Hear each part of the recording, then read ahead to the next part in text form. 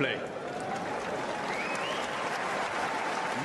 Lerner Tien against Joao Fonseca is one of the ties of the round in Miami. For Damien, is it one of the matches that you're most excited about or not?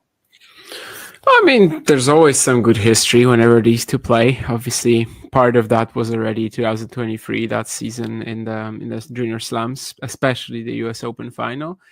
But of course, later they wrote even more with the Next Gen finals. But, considering we've already seen this matchup plenty, I'm like, I'm fine. I'm going to watch it probably, but it's not going to be something that's like, oh yeah, I mean, I have to just like, well, it's Miami, so I'm not going to have to like set up an alarm for it or something like that. But you know what I mean? I'm not going to lose sleep over it, but I'll probably watch it, yeah. So the three clashes that you sort of touched on there, the US Open Junior final of 2023, and then the two clashes that they had in the round robin stage, and then the final of the Next Gen finals at the back end of last year, all went the way of Joao Fonseca. So does Fonseca own Tien, so to speak? Not really. I mean, sort of, because in a way, like, Fonseca plays exactly the way that Tien would like his opponent to play, as in like, attack and miss potentially a lot, just kind of like force them into overplaying. That's what Lerner is trying to do, right? Just make his opponents look worse. And for the most part, it hasn't worked out. Lerner did beat him in the juniors, but not in the US Open final, of course. And I think what we saw at the Next Gen finals was just that, like, in the patches where Fonseca is hitting well, there's not that much for Tien to do. And of course, especially the group stage match was the first two sets bagels. But the final could have gone. There was one set to love for Tien, right? And then there's a set point, I think, in the second set for a 2-set to love lead, which is very hard to recover in the fast four format. It could have been worse, definitely from his perspective. So I think in a way he kind of has to be just hoping that Fonseca, has a bad day or is like coaxed into errors, let's say. But yeah, in terms of his kind of like matchup from Lerner's perspective, it's a survival effort. Of course, Lerner's had a couple of notable wins this year. He beat Medvedev, didn't he, in Australia, and he beat Zverev in Acapulco. So that may suggest that he's also growing on perhaps a similar trajectory to Joao. Of course, Joao has won an ATP title and also added a challenger title to his resume last week in Phoenix with a very competitive field there. So it does still feel as though Joao is maybe one step ahead of Lerner. What about patterns of play? You talked about Lerner maybe enjoying playing a super aggressive player such as Joao and then waiting for them to make the mistake as he tends to defend so well. Is that the general pattern of play, or is there anything else that's been quite interesting regarding the dynamic of their previous meetings? Probably not. I mean, we've seen some very aggressive players just adapt against Lerner, and I don't think Fonseca has ever done that. I think for the most part, he's just like come out and tried to blast him off the court in their matches. The US Open final, he drops the first set, and after that, it's like a ridiculous display of hitting just, crazy low margin shots, and that's how he wins it. The Next Gen finals, again, I think obviously he lost the set both times, but the moments when he was stronger than Lerner, like he just capitalized on that and he just played his usual game. Of course, Lerner is a lefty. He will keep him in that backhand corner a bit. We'll see how the serve effectiveness is, perhaps on the Miami court. Well, actually, Next Gen finals or Miami, I don't think it makes that big a deal. I guess, that big a difference. I think at the Next Gen finals in Jeddah, of course, Lerner was like really troubling to guys like Fils or Menchik and not necessarily to someone like Fonseca in terms of that lefty serve out wide. So no, I mean, Fonseca has always just tried to play his usual game against Lerner. So far, it's been enough, but most of the time, it's there's at least that one set, there's at least that one poor patch when the errors are flowing. Obviously, Tien is excellent and just like, counter punching and being able to stay in the points, being able to, not necessarily when he has to generate on his own, but when he can just feed off the opponent, he is pretty amazing. So yeah, I think it's just a matchup where they both try to use their strengths really. Where actually maybe that's only true for Fonseca, but Tien as well. I mean, he just tries to hunt for the same advantages he does against the other players. It just hasn't really worked out in the last 3 meetings. Since that Buenos Aires title, there have been a couple of bumps in the road for Joao Fonseca. Rio with an early exit there where he seemed to be racked with nerves against Muller, the pressure of playing at home. Then, of course, losing to Jack Draper. And at the time, it felt like humiliating would be too strong, but certainly a bit of a rough loss, getting bageled in the second set. But perhaps that result aged. Did you think anything particular at the time? Were you a little bit surprised about how one-sided that match turned out to be, or were you not really dwelling on it too much? And then, of course, he's recovered pretty well since by winning that challenger in Phoenix last week. Yeah, I mean, I don't even know if it has to look better in hindsight. Like just watching that match, it was clear Fonseca was playing that match like he had one brain cell, because like that's sometimes how his game looks. You know, he just comes out, blasts the ball, and against Draper it wasn't enough. Like the only game plan he had for this match was to smash his forehand and to potentially win like that. And in the windy conditions against someone who was defending this well, who was this fast, who was putting the ball in all sorts of uncomfortable spots, also serving so well, yeah, it just wasn't going to work out. That's why I think there's this very funny like correlation there that Fonseca hits 23 unforced errors, I think, in the opening set, and yet I think he was actually very consistent in that set in 10 games, because that's the sort of hitting that Draper was like requiring from him if he wanted to basically execute whatever he was trying to do on the court that day, which is, just blast the ball and then hit it as hard as he possibly can, which, to be fair, is his game plan most of the time, and I don't think that should like necessarily change all that much. But yeah, of course, just a kind of like another learning experience. He and his team have to figure out ways to beat guys like that. Tien, in a way, there's some similarities to Draper there, but of course the weapons that he's going to be facing, they aren't quite as big, and yeah, the ability to respond and I guess just put that pressure on isn't really the same. But yeah, it feels very weird to talk about bumps in the road when he's 20-4 for the year. With Lerner, by the way, because I think we've spoken extensively about Joao over the last 6 months in particular regarding his strengths and weaknesses and what he's capable of on a tennis court. Lerner, we have, of course, we've touched on him a few occasions, particularly in Australia, but perhaps our audience don't know him quite as well.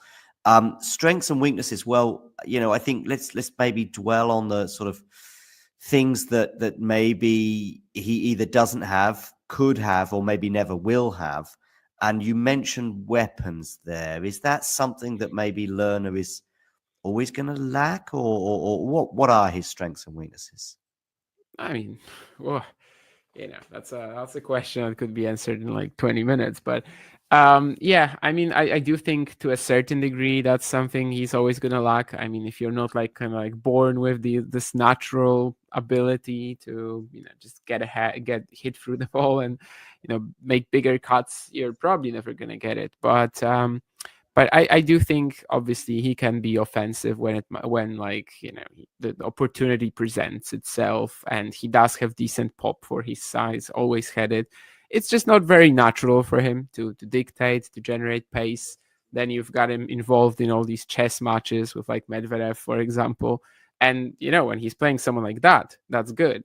But then again, he struggles against, I don't know, Navone recently, right? He lost to, simply because that's an opponent who's like not scared of going with him into this like long game, and someone who's not going to be scared of basically playing a 30-shot rally against him. Almost lost to Camilo Carabelli at the Australian Open just before Medvedev, for example. The lack of a potent serve is probably going to hurt him, depending on the conditions too. Obviously in Jeddah it was pretty good when like the slider out wide is working great. Yeah, that these conditions fine, but like on clay that's probably not going to be any sort of a factor. In general, when like he cannot use the pop from the surface, the shots don't really have that much traction on them. So it's definitely a unique style in a way. And I do think this is a little limiting to him so far in the sense that he is very matchup reliant, but also some of these big matchups, Medvedev, Zverev, he's done very well at. So, And Medvedev and Zverev are pretty different, right? I was just thinking that. I mean, you say matchup reliant. I'm not denying it, but there's difference. Sort of. I mean, don't they fit though into that like whole tall counter puncher vibe? And Zverev, you can also just get him into that 30 shot rally, make him hit all the forehands in the world. And in a way, for Lerner Tien, maybe it's not that different if he's playing Medvedev with Zverev. I mean, it is because it's the other. Well, no, actually, maybe it's not even that. It has a great slice too, which both the forehands of Medvedev and Zverev struggle with. Definitely great hands, obviously, but yeah, there are still questions regarding like whether you can win 7 matches in a row at a big event like this, whether you can regularly beat every single guy at the top, whether there won't be players like, for example, Fonseca, who just like come out and blast him off the court, which seems very much like the possibility. Although we have already seen Lerner handle so many different types of players too, and so many powerful players, some of them who tried to introduce some of that kind of like extra trait in their games for that particular day. For Lerner last year on the Challenger circuit, nobody could handle him in in the States. I don't know, even someone like Tristan Boyer suddenly tries slicing and making Lerner inject more pace, and he was still losing. In the end, I guess in Champagne, Aidan McHugh did it well. Was really just like mixing up his net approaches with just constant slicing and forcing Lerner into longer rallies, which sounds unrealistic and like stupid, but actually that was the right thing to do. It's a wild set of abilities for sure. We don't really have that on the main tour right now. I mean, we obviously have Moutet, Gaston, and these guys, but it's a little different for sure. So I think it will be a fascinating game to like follow. And basically, I think I said it in a tweet like a month ago that basically anyone who Lerner Tien plays on the tour right now, it's a fascinating matchup because you don't really know until you see it how exactly it's going to work. So yeah, I think definitely you cannot complain about how he's been adapting to the main tour so far. Although some questions regarding like how far you can go with a game like that definitely remain. I think over the years we kind of learned that if you are very unique, probably at some point you're gonna run out of it, in the sense that there will be like a set of stronger opponents who will know how to play against you. But yeah, for now, I mean, what more can you want? As you said, he is like a little behind Fonseca, maybe on the progress curve, but nonetheless around 60 in the world as well. After just 1 year ago being 500 or whatever. For Lerner, is there something like a sort of a David Ferrer, or is there someone for him to sort of look to who's had a pretty stellar career, albeit not one which won a Grand Slam? Or maybe there's an alternative player, certainly someone who's made the top 20 with that type of game, I think is very possible. Top 10, big titles, and then ultimately a Grand Slam is sort of the hope. But as you say, there's each one of those steps I think gets less realistic for every player, but just someone with Lerner's game. Yeah, I mean, maybe we're just gonna be straight up wrong on this. Traditionally, it's not these kind of games that we see at the very top, at least winning big titles. But on the other hand, I mean, there are players like, I don't know, Diego Schwartzman, who made the top 10, and nobody would have ever predicted that. It's not always going to be the big hitting juniors. So maybe in the case of Lerner, it can actually be one of these more consistent juniors who usually, we don't really see them like progressing quite as well as someone like Fonseca, Shang, and the likes. But who knows? I mean, he's already doing so much more than most of these guys. You mentioned the slice that Lerner can deploy. I'm guessing that Joao deals with that pretty well. Probably. I mean, we'll see what the conditions are like. It should not be as windy as in the Californian desert.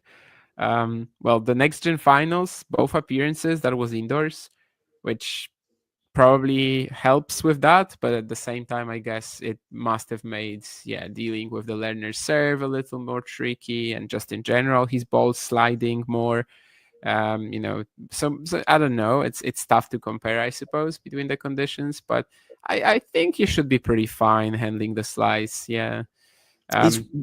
Is one possible tactic for Joao, by the way, to just be a bit more patient, because you're going to get a chance at some point, when the rallies are evolving. I mean, or does that then take away that natural instinct a bit? I guess that's the dilemma that most players like this face. I remember watching a Jerzy Janowicz match a couple of years ago and just thinking, like, this guy must not do like any tactical preparation before matches, because that would actually take away from him. He knows exactly what his strengths are, and he has to play it against every single opponent. And Fonseca for now is definitely like that. So I don't know if it's for the best or not.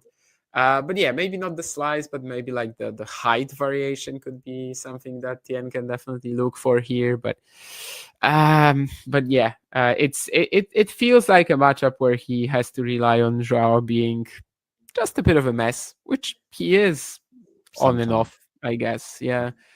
You wouldn't say that after Phoenix, right? But you would probably say that after the Indian Wells second rounds, that sometimes when the game plan doesn't work out, there's no plan B yet, which it will probably come much later in his career. Sure. Okay, final question. Where on the scale of favorite is Joao Fonseca in this match? We've got slight, warm, heavy. I think we have to go heavy, right? I mean, in Phoenix, for example, he was a big favorite in all of his matches, despite the stacked draw. So should he be like more of a favorite here than against someone like Bublik or Nishikori? Probably, albeit only slightly. Also, yeah, 3 previous meetings that kind of, well, especially 2. Let's say US Open, let's forget about it. Let's forget about the juniors. But the next gen finals, I think it kind of has to play into that. And yeah, it's just tough to find players against whom Fonseca wouldn't be the favorite right now. Basically, it's like the top 20, and after that, he's probably the favorite.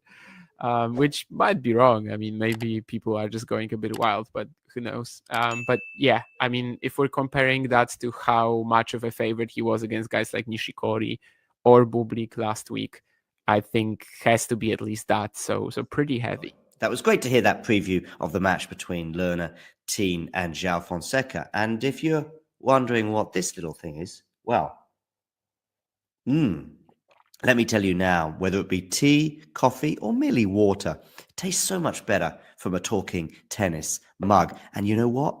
They can be yours if you wish to purchase one from our website. We've also got bags and stickers and hoodies and notebooks. Mira Andreeva. T-shirts as well, of course, coming in both black and white. And we've got a classic jumper for you as well, and many, many other things for you to purchase for excellent prices, so you can look like some of the coolest people on the tour.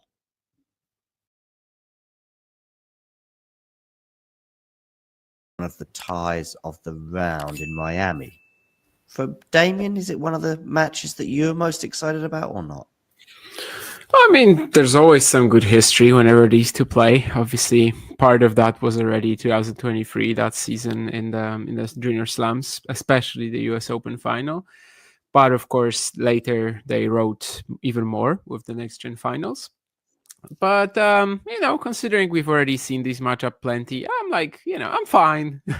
I'm gonna watch it probably, but it's not gonna be something that's like, oh yeah, I mean, I have to just like, well, it's Miami, so I'm not gonna have to like set up an alarm for it or something like that. But you know what I mean. I'm not gonna lose sleep over it, but I'll probably watch it. Yeah. So the 3 clashes that you sort of touched on there, the US Open Junior final of 2023, and then the 2 clashes that they had in the round robin stage, and then the final of the next gen finals at the back end of last year, all went the way of Joao Fonseca. So does Fonseca own Tien, so to speak?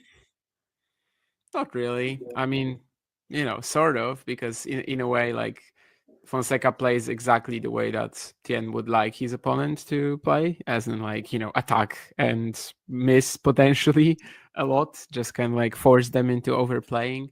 That's what Lerner is trying. That's what Lerner is trying to do, right? Just make his opponents look worse. And well, for the most part, it hasn't worked out. Lerner did beat him in the juniors, but not in the U.S. Open final, of course.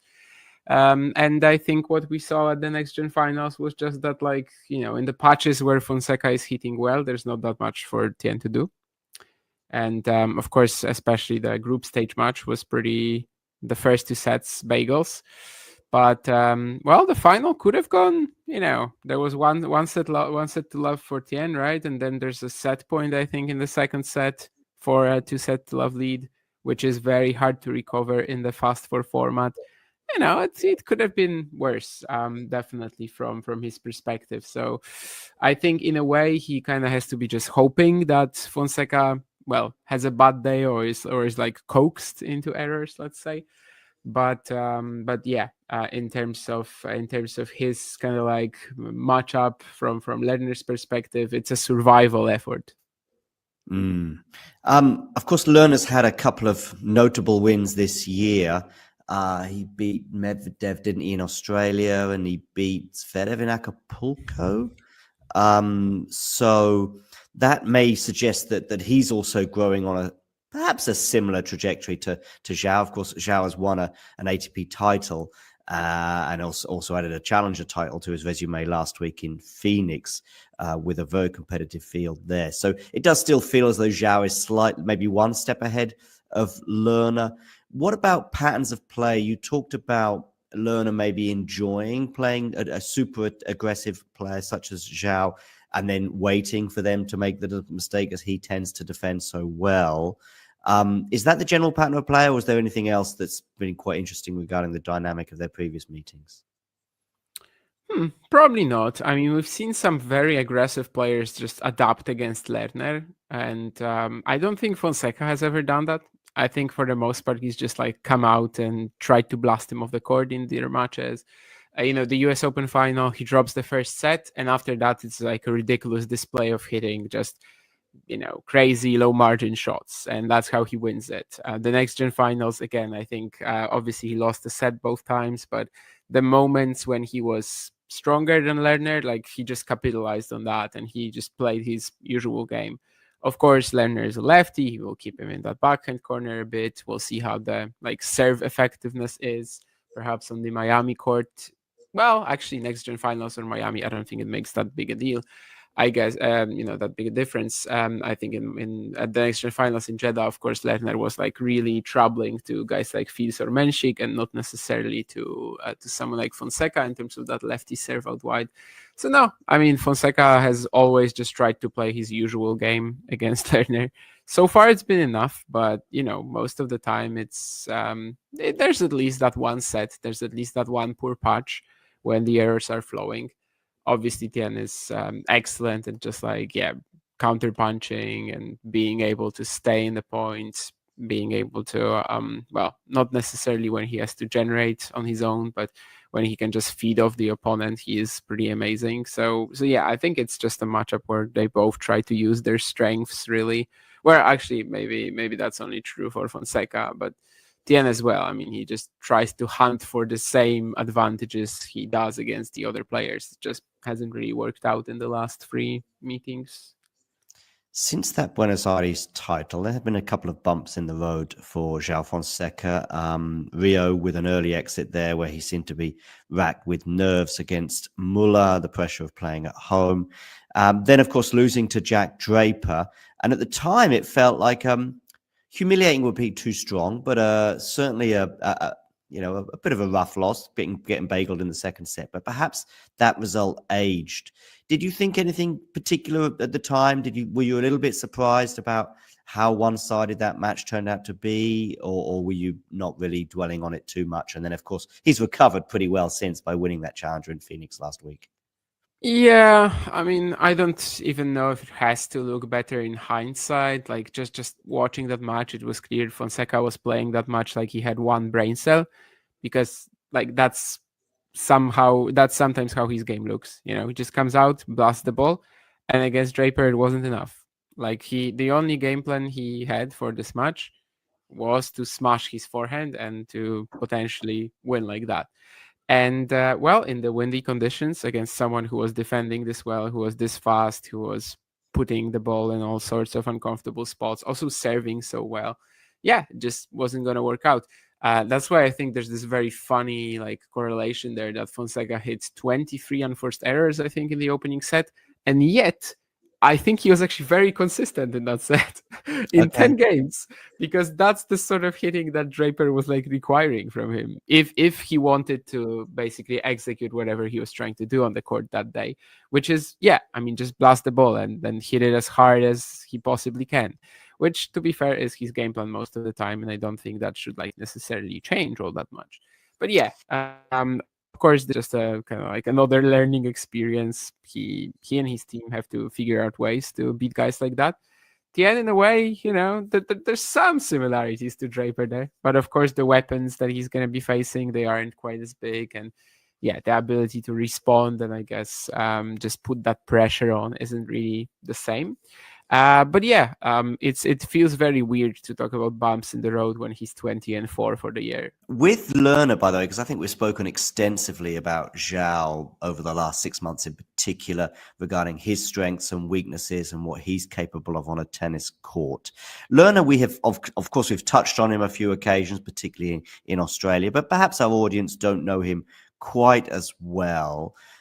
Strengths and weaknesses. Well, I think let's maybe dwell on the sort of things that maybe he either doesn't have, could have, or maybe never will have. And you mentioned weapons there. Is that something that maybe Lerner is always going to lack, or what are his strengths and weaknesses? I mean, well, that's a question that could be answered in like 20 minutes, but yeah, I mean, I do think to a certain degree that's something he's always gonna lack. I mean, if you're not like kind of like born with this natural ability to just get hit through the ball and make bigger cuts, you're probably never gonna get it. But I do think obviously he can be offensive when like the opportunity presents itself, and he does have decent pop for his size. Always had it. It's just not very natural for him to dictate, to generate pace. Then you've got him involved in all these chess matches with like Medvedev, for example. And when he's playing someone like that, that's good. But then again, he struggles against, I don't know, Navone recently, right? He lost to, simply because that's an opponent who's like not scared of going with him into this like long game, and someone who's not going to be scared of basically playing a 30-shot rally against him. Almost lost to Camilo Carabelli at the Australian Open just before Medvedev, for example. The lack of a potent serve is probably going to hurt him, depending on the conditions too. Obviously in Jeddah it was pretty good when like the slider out wide is working great. Yeah, that these conditions fine, but like on clay that's probably not going to be any sort of a factor. In general, when like he cannot use the pop from the surface, the shots don't really have that much traction on them. So it's definitely a unique style in a way. And I do think this is a little limiting to him so far, in the sense that he is very matchup reliant. But also some of these big matchups, Medvedev's Zverev, he's done very well at. So And Medvedev and Zverev are pretty different, right? I was just thinking that. I mean, you say matchup reliant. I'm not denying it, but there's different. Sort of. I mean, don't they fit though into that like whole tall counter puncher vibe? And Zverev, you can also just get him into that 30-shot rally, make him hit all the forehands in the world. And in a way, for Lerner Tien, maybe it's not that different if he's playing Medvedev with Zverev. I mean, it is, because it's the other. Well, no, actually, maybe it's not even that. It has a great slice too, which both the forehands of Medvedev and Zverev struggle with. Definitely great hands, obviously, but yeah, there are still questions regarding like whether you can win 7 matches in a row at a big event like this, whether you can regularly beat every single guy at the top, whether there won't be players like, for example, Fonseca, who just like come out and blast him off the court, which seems very much like the possibility. Although we have already seen Lerner handle so many different types of players too, and so many powerful players, some of them who tried to introduce some of that kind of like extra trait in their games for that particular day for Lerner, last year on the Challenger circuit. Nobody could handle him in in the States. I don't know, even someone like Tristan Boyer suddenly tries slicing and making Lerner inject more pace, and he was still losing. In the end, I guess in Champagne, Aidan McHugh did it well. Was really just like mixing up his net approaches with just constant slicing and forcing Lerner into longer rallies, which sounds unrealistic and like stupid, but actually, that was the right thing to do. It's a wild set of abilities for sure. We don't really have that on the main tour right now. I mean, we obviously have Moutet, Gaston, and these guys, but it's a little different for sure. So I think it will be a fascinating game to like follow. And basically, I think I said it in a tweet like a month ago that basically anyone who Lerner Tien plays on the tour right now, it's a fascinating matchup because you don't really know until you see it how exactly it's going to work. So yeah, I think definitely you cannot complain about how he's been adapting to the main tour so far. Although some questions regarding like how far you can go with a game like that definitely remain. I think over the years we kind of learned that if you are very unique, probably at some point you're gonna run out of it, in the sense that there will be like a set of stronger opponents who will know how to play against you. But yeah, for now, I mean, what more can you want? As you said, he is like a little behind Fonseca maybe on the progress curve, but nonetheless around 60 in the world as well, after just 1 year ago being 500 or whatever. For Lerner, is there something like a sort of a David Ferrer, or is there someone for him to sort of look to who's had a pretty stellar career, albeit not one which won a Grand Slam?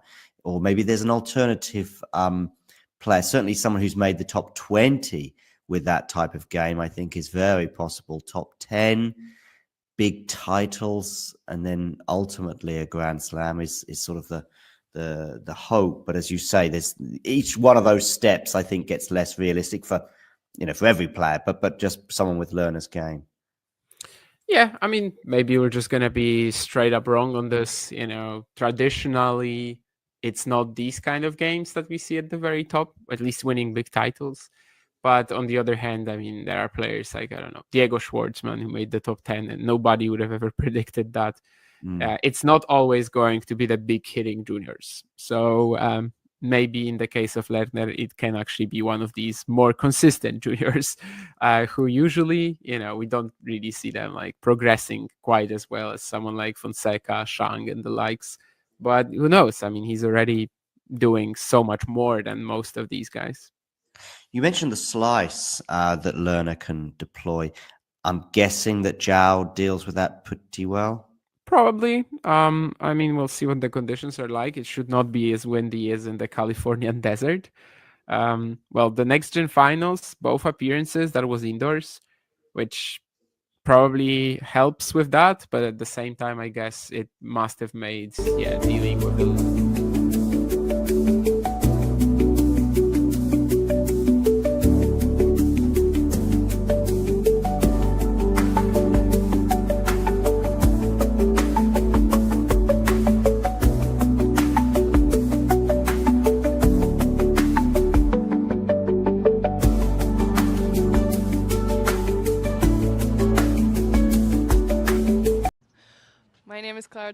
and I'm a friend of the show. Boom. I am Francisca George, and I'm a friend of the show. Perfect.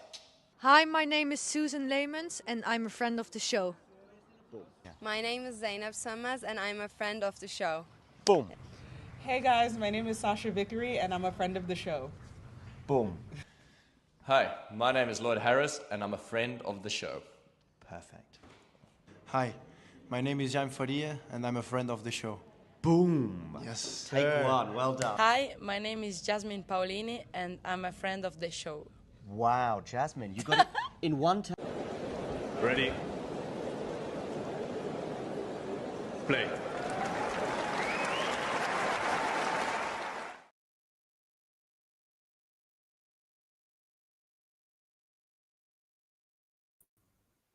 Hello. Actually, I might have just unplugged my mic, but don't worry.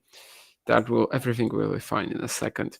Anyway, as Ozan points out here, we do have Fonseca against Tien playing already. And in fact, it might not be the greatest of beginnings for Lerner, who is 2 breakpoints down. However, a slider serve down to T will get him the point. So still 1 more breakpoint to be saved. Personally, I can't say I slept just before the match, but there was like a brief nap involved. So I might be a little confused at the very beginning, but hopefully I'll get into the rhythm. As of course Fonseca Tien is such a fantastic rivalry. We've got some really good history between the two already, despite obviously this being this early in their careers. Ozan also mentioned the Brazilian fans, which in Miami there tends to be like the strongest possible Brazilian contingent. He's playing on a big court, Fonseca, which he's playing in America, and you would expect that. But like whatever the round was going to be, I think he was going to play on a big court. And yeah, it might actually be the case that he will be supported more than Lerner, despite the nationality of the American star. Well, 2 breakpoints saved now with an aggressive backhand return from Fonseca going long. Rally at deuce is long as well. I think Lerner eventually misses though. Yeah, he was like a little teased at this point, I'd say, on a few occasions. There were opportunities for him to strike, to inject pace, to take over. And eventually one of these opportunities just misses a backhand long. So breakpoint number 3, Fonseca hasn't returned serve yet on either of the breakpoints. Well, needless to say, that will be the goal here. The serve is indeed in play. He's taking the ball really early, and it's going to be enough. Yeah, I think in the preview that you were listening to just before the match began, that I recorded with John like a few days ago, I think basically that's where I said that like this is not a matchup where Fonseca has ever tried to think. This is a matchup where Fonseca just for 15-20 minutes is far too good and builds up an advantage. Let's see if that is also going to be the case. Needless to say, it's a good start for him. It's an early break. I don't think this will be a match where like Fonseca is unbroken. I probably not. Sims, Lerner Tien's game just kind of makes it less so about serve return, right? In general, but obviously, yeah, it's a perfect start if he can also consolidate. Is it time right now to talk about the history of the matchup? Let's say 2023 Roland Garros Juniors. It was Lerner Tien who won. 2023 US Open final in the juniors. Of course, 1 of 2 for Lerner. He lost to Alexander Blocks at 2023 Australian Open and then to Fonseca at 23 US Open. Wins the first set. Second and third, Fonseca is just going for ridiculous low margin winners, and he's landing all of them. The acceleration on his forehand there, I remember, just was like just no option to combat that really. And then the next finals, of course, last year when Tien beat Menchik, Tien beat Fields, Tien beat Vanash, was it? Not Vanash, right? Mikkelsen, sorry. Mikkelsen, Menchik, and Fields, but lost to Fonseca twice. 2 pretty different matches, despite both being 4-set wins for Fonseca. In the group stage, the first 2 sets were a bagel. So, well, in the case of the next gen finals, the fast 4 format, obviously a bagel is 4 love, not 6 love. And then after that, in the final, actually, Tien almost led 2 sets to love. So there were some silver linings, but obviously the winner was the winner, and kind of like, yeah, no one was touching Fonseca that week. Let's see. I mean, if he's gonna keep like serving and playing his +1 shots, his follow-ups to these serves as well as he's doing it right now, gonna be pretty hard to combat him actually.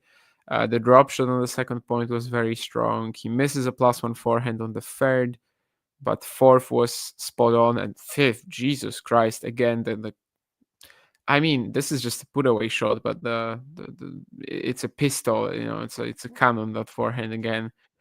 actually takes it like far too quickly, I think, for it to be, straight up 100% comfortable. But anyway, 2 games to love up. There's also a few other matches, of course, happening in Miami at the same time. One of them, I mean, the biggest story was Ivinku taking on Matteo Arnaldi, although right now I see that they are basically, well, I mean, Arnaldi is about to lead Free Love in the third.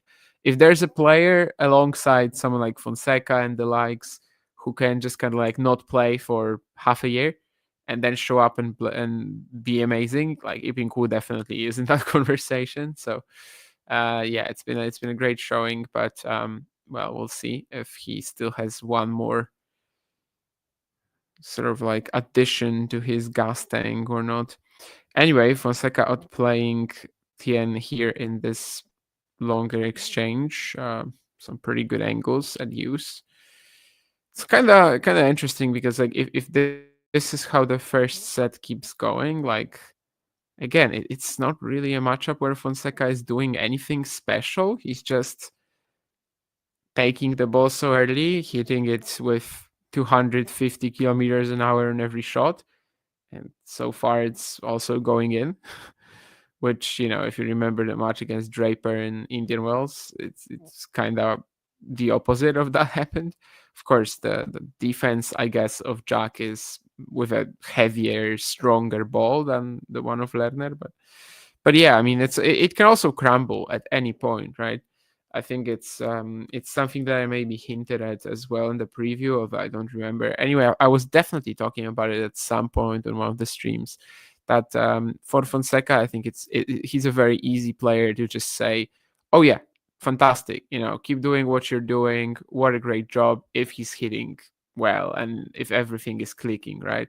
But then the very same things that you're praising in such a situation are also going to be the things you're going to be criticizing when the match gets tougher. And Lerner definitely knows how to kind of like bring the opponents, the level of the opponents down a little bit, make the match, just a little bit more gritty. And that's what he's going to be trying to do. In fact, well, he wins the next 3 points from going low 30 here. This will be a very crucial game for him if he gets this. Just get on the board at any cost. And it could help him settle down. And yes, indeed, that's what he does. Obviously, a lot of this was just unreturned serves, but actually, especially the third point that Lerner won, that I think was going to be an ace against 99% of players. So it's not just Fonseca missing all of them into the fence. Some of them, though, definitely that's what happened.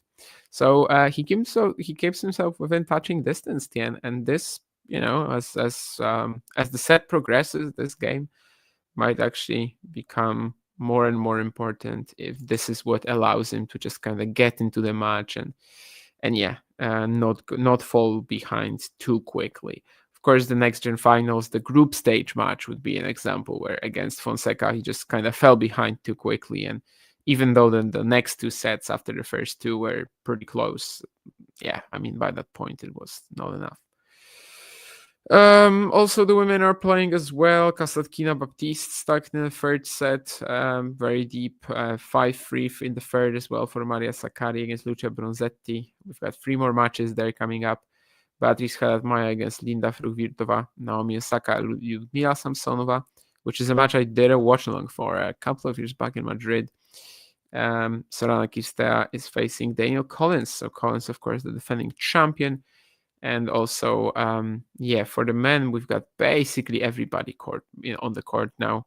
Safiullin has 2 match points against Brooksby, 1 more at the moment. Arnaldi leading Wu 3-1 in the third, and Bautista Agut and Menchik are warming up. So that's these are basically the last matches of the men's singles today. There's still going to be a couple of doubles matches too. But yeah, this is definitely one of the main treats of today. Fonseca Tien. Since the draw came out, obviously that's like a very high profile round 1. You might remember that we sometimes complain about the 96 player draws right now, that they are not quite as entertaining as the 64, 56 Masters when you have all the action jump packed in a week. And I think that is the case. One of the biggest drawbacks of this system is that on the very first 2 days of action, which of course this is the second day of men's singles action in Miami, you don't get the seeds yet, right? So sometimes it might feel like, well, there's not too much of a story with anything, and like, you know, maybe some fans, especially if they're not into players like these two, or you know, just anyone ranked not crazy high, they might feel like there's no point in watching or there's no point bothering. I think this time in Miami, because of this match, it's also kind of clear. Like, we've seen them enough and we've seen them pick up wins this year that kind of suggests that, yeah, you should watch this regardless of your affiliations. And yeah, of course, Joao Fonseca has already defeated Rublev this year. Lerner Tien has beaten Zverev and Medvedev, actually more in terms of the top 10 win department. Fonseca a little bit more of late, of course, with the Phoenix title last week. This game is also going pretty nicely for Fonseca, but that's a very good return one to punch for Lerner Tien. 40-30 for the Brazilian only. And yeah, Lerner definitely showing some good response here. It's not like he's ever going to like go down, right, without a fight, but yeah, that's a point where he actually puts Joao on the back foot and gets the error from him, which it won't be that frequent, but if he wants to win, he definitely has to like find his spots to be actively, let's say, defending a little bit more than kind of like naturally he would be obliged to. And this is a forehand volley that Fonseca kind of breaks, and we are at the deuce. But a tough pass, I have to say. I think mostly Tien gets the credit here. Following up that approach after the shots into the Lerner Tien forehand was always going to be pretty difficult. I'd say against a right-hander, Fonseca probably wins the point, but here Lerner definitely had that angle and used it beautifully. And now he's actually going to have a break point as well. So from 15-40, that's some great shots. Now the return is also getting some good depth, spin, traction on it.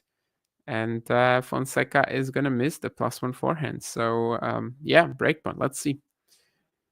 First pressure moment on the Fonseca serve, and you might remember that Joao was close to leading to a double break even, sort of.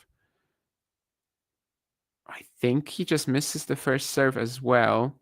Seems pretty eager to like keep going, like very quickly. Doesn't really take any time to like calm down between the serves here.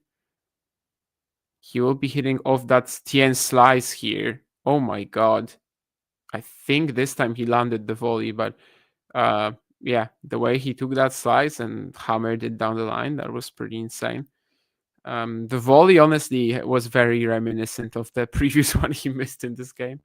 So I do think Tien was probably hoping that this might go out. It lands in the line, though. 8 winners for Fonseca and 1 for Tien so far. But yeah, the breakpoint was there. And he actually made Fonseca play quite a lot of shots. I don't think that's a good idea for Fonseca. Yeah, once more he just approaches the Tien forehand and kind of does it after a pretty just not a spectacular shot in the slightest. I wonder if this is like some adjustment he still has to do in terms of facing a lefty here, because that's just this time you could see that Lerner will have a ton of time on it, and he hits him with the two-shot pass combo. Fonseca with an ace down the tee though, so he saves the second break point.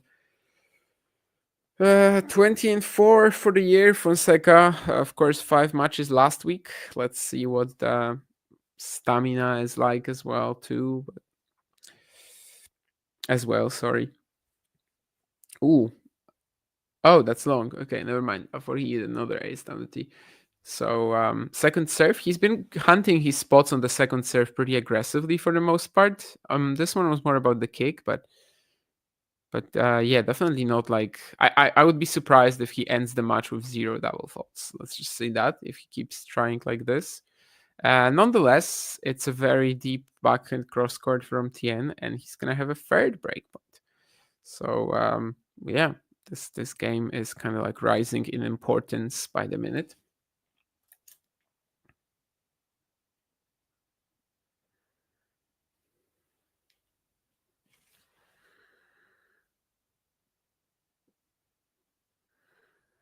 That's another good serve from Fonseca, but he will have to hit a drive volley. And I did think, like, when he was approaching it, you could see it's not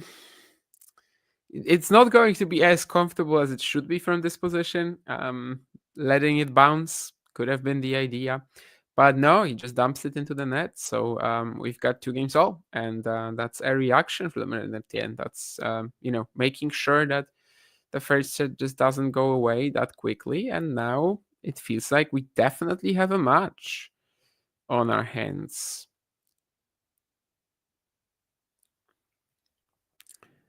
As I said earlier, Fonseca has not been like known to think in this match, really, and kind of in general as well, right? I mean, he just he knows where his strengths are, and he kind of like plays more towards that rather than trying to abuse what the opponent has. So I think that's actually one of the goals for today for Lerner to try to make him think, and so far he's doing that. This is another really good point. And it's actually that change up of pace, which I don't even think Fonseca meant. Like, if Fonseca could, he probably would have just like tried to slam another forehand down the line. But he barely gets to that 1-10 shot. And then when suddenly Lerner gets a chance to pull the trigger himself, that's when he misses. So kind of like that mix-up of play, of pace of play, which I don't think Fonseca actually meant, is what gets him the point here. Okay, some damage on the lefty sliders from Tien so far. We're gonna see a lot of serves when Fonseca is just trying to like step in and cut the angle. Not this one. This one he was definitely just responding to what Lerner threw at him.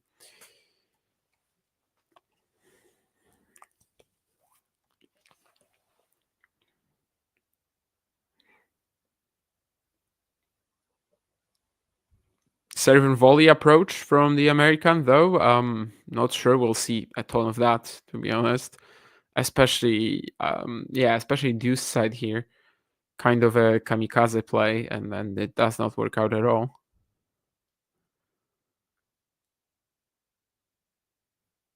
I wouldn't mind it if he did it after this serve, though. Yeah, outside, out wide, but he doesn't need to. It's an ace. Arnaldi, by the way, has broken Ibingu again and serves for the match.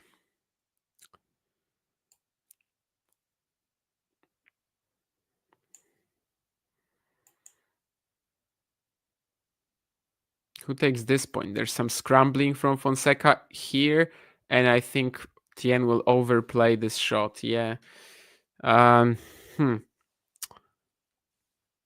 I mean, yeah. I mean, if he has such good positions to attack, Lerner obviously has to do it.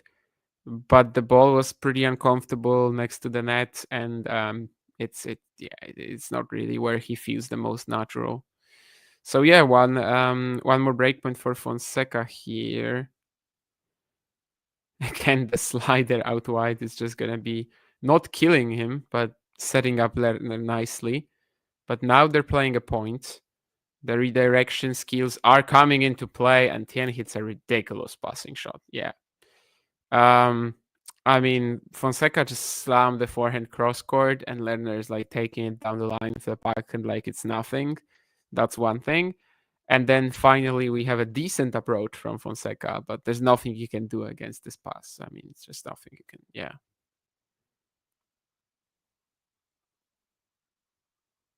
So, yeah, that's quite a way to save a breakpoint. That's for sure. I think he overcooks the +1 forehand, though. Yeah.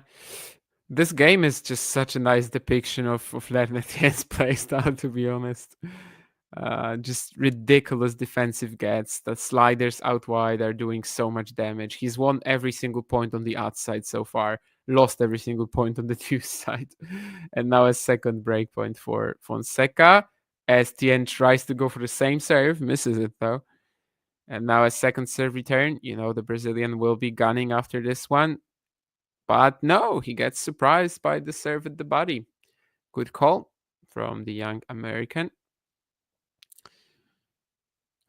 Young American is such a... No, David Bowie ruined the term. Anyway, well, still, he lost all points on the deuce side and has won every single point on the outside. Now he changes the pattern with a nice slider down the tee. I mean, basically hunting after that Fonseca backhand corner every single time on serve, like a natural lefty does, of course. And gets to game point. Leading 3-2 for Tien would be pretty nice here because a few of these games he has kind of stolen. But yeah, the moment he is ahead on the scoreboard, that's when he can just start making Fonseca question his judgment, his shot selection. And so far he's doing just that. In fact, Fonseca was already leaning towards the backhand return here, but Tien just decides to switch it up with an ace down the tee.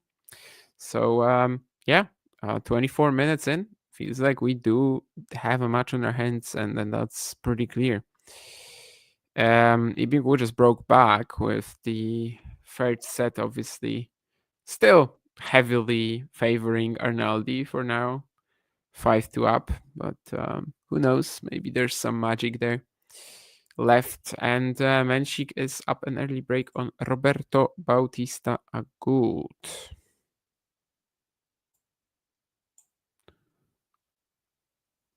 Lerner is uncharacteristically unenergetic. No, he's not uncharacteristically unenergetic. I don't think so.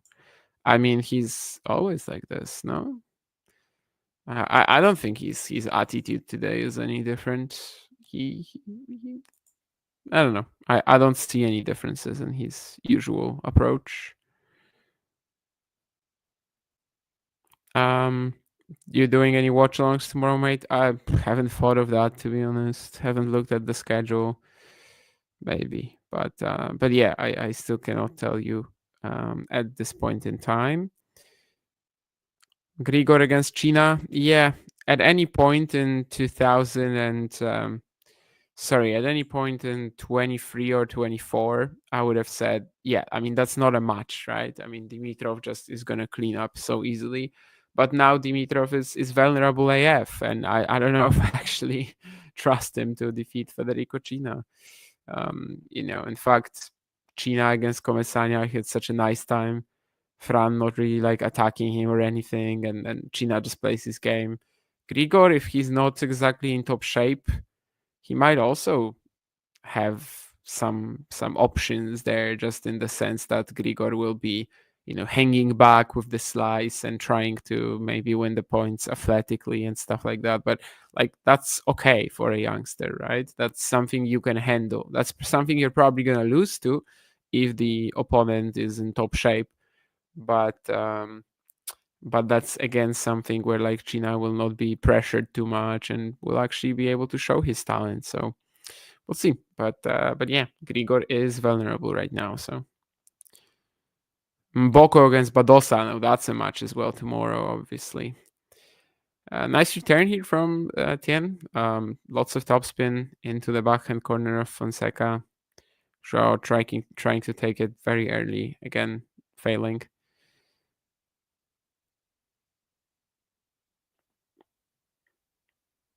And I think I said it on the preview as well, that basically it's not like players like Fonseca are bad matchups for Lerner. I mean, he does enjoy it when the opponent is like this, right?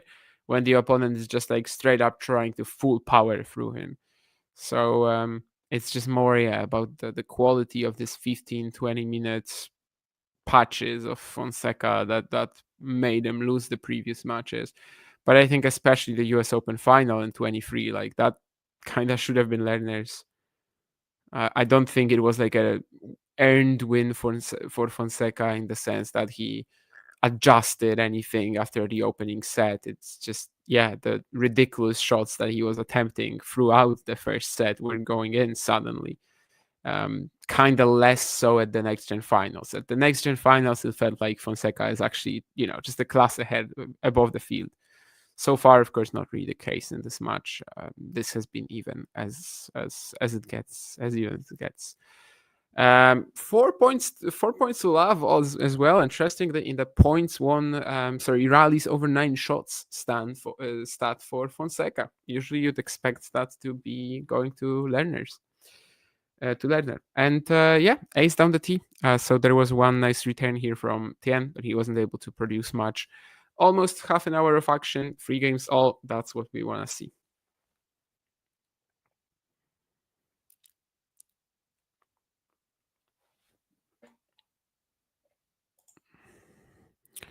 Slams being 256 players and 16 days. I mean, why? That's kind of like, I think the current slam format with the best of 5 and everything, I think it's great. Obviously, I am all in favor of like giving more players spotlight, but I just think the current slam format is really good. Like, just don't change that. Danny Rincon in work tonight. Well, that must have been a short experience, right? I think Rincon got trashed today, so not sure I should be happy for you. But yeah, with Dave, I very much agree as well that the slams are like Sunday starts are the future for every single slam. I think that's pretty obvious.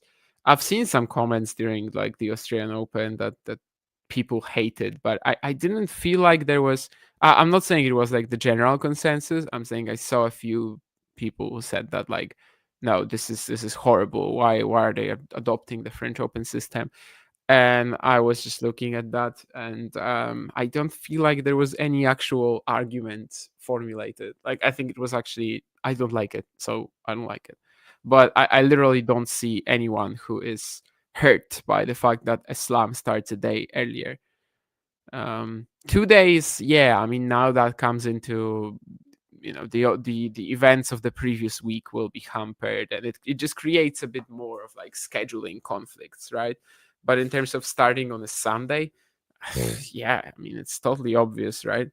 For the fans, for the players, I guess it just doesn't matter. But for the fans and just for the event, both at home and on stream, it's just way better. It kind of feels like a no-brainer by this point. Well, 40-15 here. Fonseca Tien actually making a couple of errors, trying to generate offense. Let's see if he can just close out this game.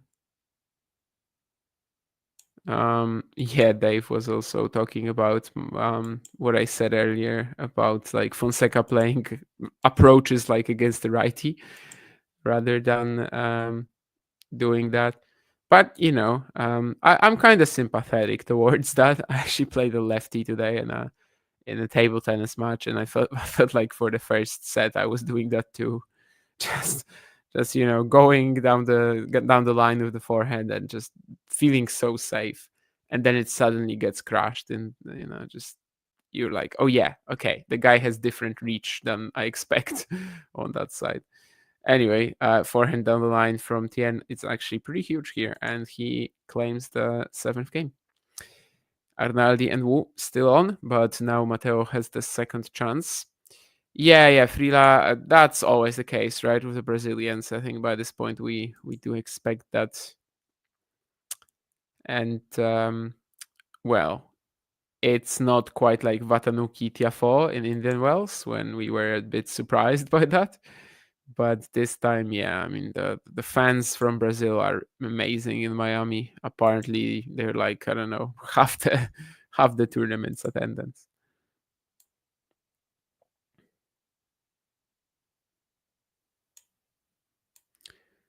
Tien's winning Miami. Okay.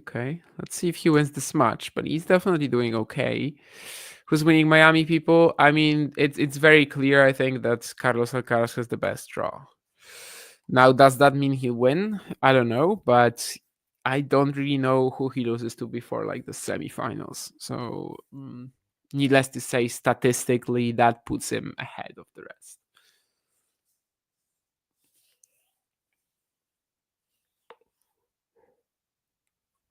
The winner of Fonseca Tien will win the Miami Open. Is the round one match to end all round one matches. Okay, I've woken up a bit. I'm a righty, and whenever I play lefties, I try and warm up my backhand more than usual. It's going to be a long backhand day against lefties. Yeah, makes total sense. I mean, for me, today obviously wasn't a possibility since I spent 75 minutes of my 90 minutes practice playing against a righty, and then the last 15 minutes was a lefty. So, like, you do need to adjust pretty quickly then. But definitely seems like the right idea if you know specifically who you're going to play against and stuff like that. Yeah, especially if you know they're going to retarget your backhand corner and send you all these high balls to make your life miserable. If I'm playing Lerner Tien, I'm probably doing that. Yeah, and returning especially from the backhand corner. But yeah, feels like Lerner is making real progress here. That's a good drop shot. Fonseca was pushed back by the return. No way he's gonna like even make a move for that. Really nice, yeah. The forehand down the line with ton of quality, but then the drop shot comes in handily. Yeah, it already feels like Fonseca is, well, I don't want to say losing the plot, but he's definitely confused as to what he should be doing here. And you can see it in this point. Like there's a little bit of doubt in regards to this forehand down the line. I don't think he commits to it quite as much as he usually does. And that's just fuel to the fire for Lerner. And well, 15-30 now. Fonseca will need some good old crazy winners to get out of this game. It's definitely looking like since Love to Down, since winning these couple of really difficult games, Lerner has found something here. Once more, Fonseca hunting his spots very aggressively on the second set, though. So for now, that is paying off. He hasn't made any double faults with it either. By the way, Matteo Arnaldi claimed that win against Yibing Wu. I mean, what more can you really say at this point? Like, Yibing Wu has to start playing regularly. What's happening to him in his career? I mean, it's not fair. It's not nice, but there's no way of kind of like progressing with a game like this. He is currently on the lists for Houston and Sarasota. Hopefully he will play these events. And yeah, I mean, that's really all you can say right now. But yeah, clearly that's a guy who, even if he's out for half a year, half a month isn't much, of course, in tennis terms, but half a year, he can just produce a good level right away. Anyway, Fonseca actually does eventually serve his way out of this game. So that's another pretty important moment here. 3-4, 15-30 down, and then his serve just kind of is far too good on the next few points.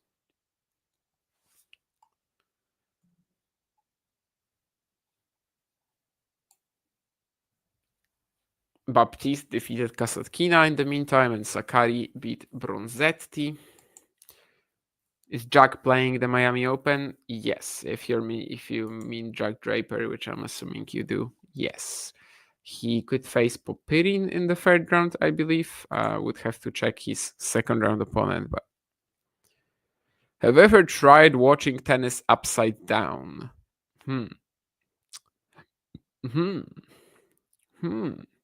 I mean, in terms of my position, as in me being upside down, or the computer being upside down, or like whatever streaming device.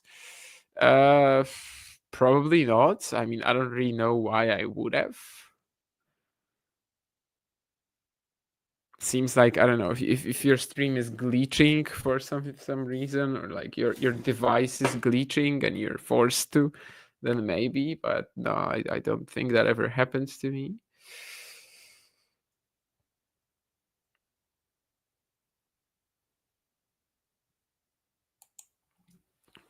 Well, seems like this will be another quick game for Tien, so the pressure will be on Fonseca soon. Yeah, especially as this deep return is also not doing too much to Lerner. The hand talent really helps out the American here, just absorbing that pace. And yeah, he's looking great so far. Definitely not as overwhelmed as in their previous two matches. As I said, I think I tend to treat the US Open final like a match he kind of should have won. Like he wasn't the moral victor in that one. I think that's a little too far.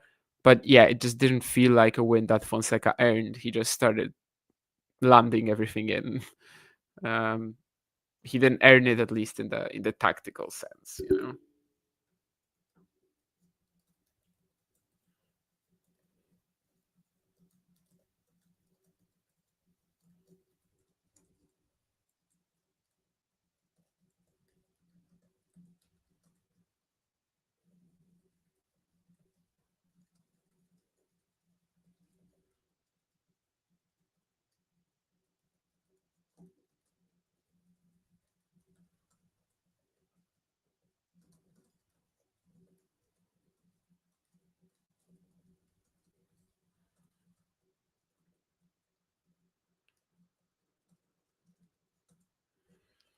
So yeah, 4-5 down. This actually does feel like there's gonna be plenty of pressure for Fonseca. 3-4, 15-30. He was already a little, pushed into the corner. Managed to get out of it because he was serving incredibly well. But if we actually do get some rallies at that point, I'm not sure he survives them. We get some good outside shots of the Hard Rock Stadium. Of course, the venue that the Miami Open moved to in 2019.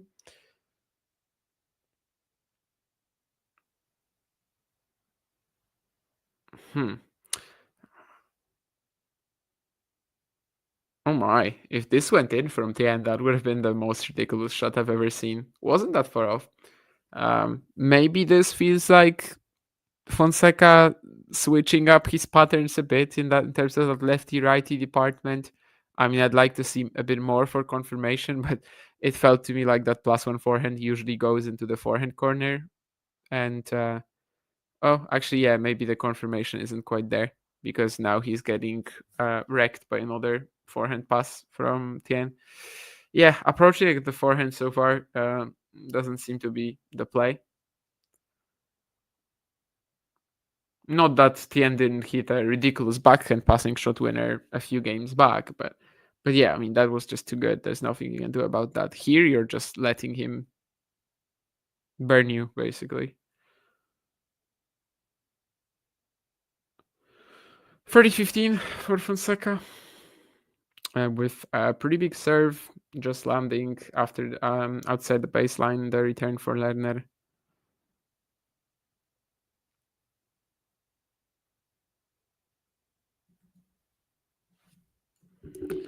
Serving is very, very strong for Fonseca right now in this pressure game.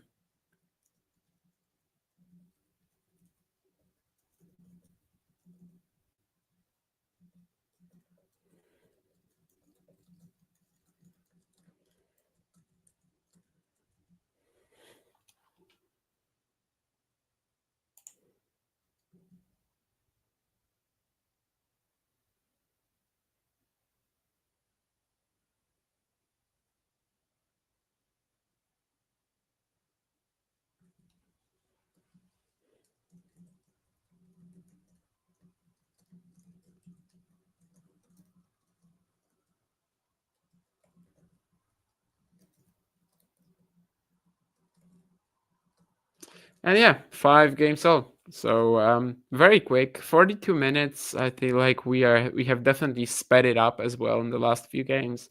Serves are doing a ton of damage for both guys.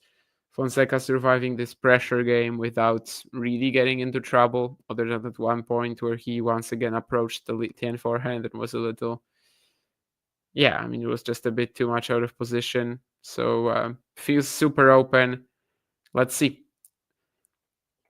Tien is gonna miss his first. He's gonna miss his forehand on the first point of the 11th game. That actually might be a point where Fonseca is, let's say, dragging him into the point a little bit himself.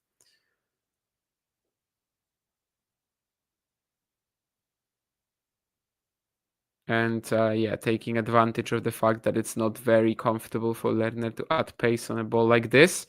And maybe this is where Fonseca makes his move. I mean, that's just insane.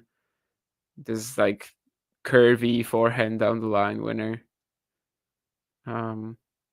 Yeah, I mean, that's obviously an example of just a special shot that is basically unavailable for most human beings, but he can make something like this look pretty effortless and not that ridiculous. Like if I hit something like this, it's a 1 in a billion moment. If, let's say, even a pretty good tennis player, pretty good professional hits something like this, it's a 1 in a million moment. For him, it's just kind of looks normal. But the depth is good here from Tien, getting an error.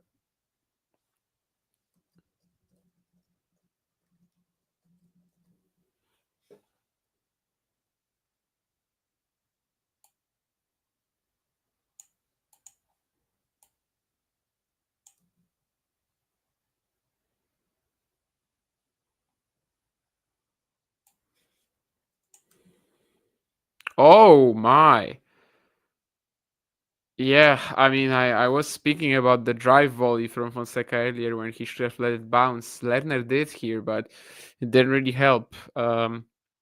Yeah, that's a wild error to get 2 breakpoints to Joao.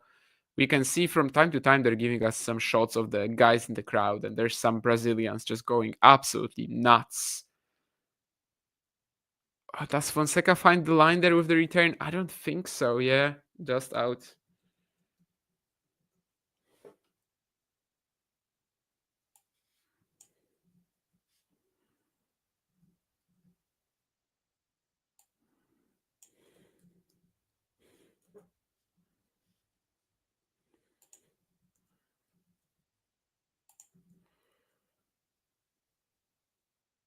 And this is going to be another unreturned serve.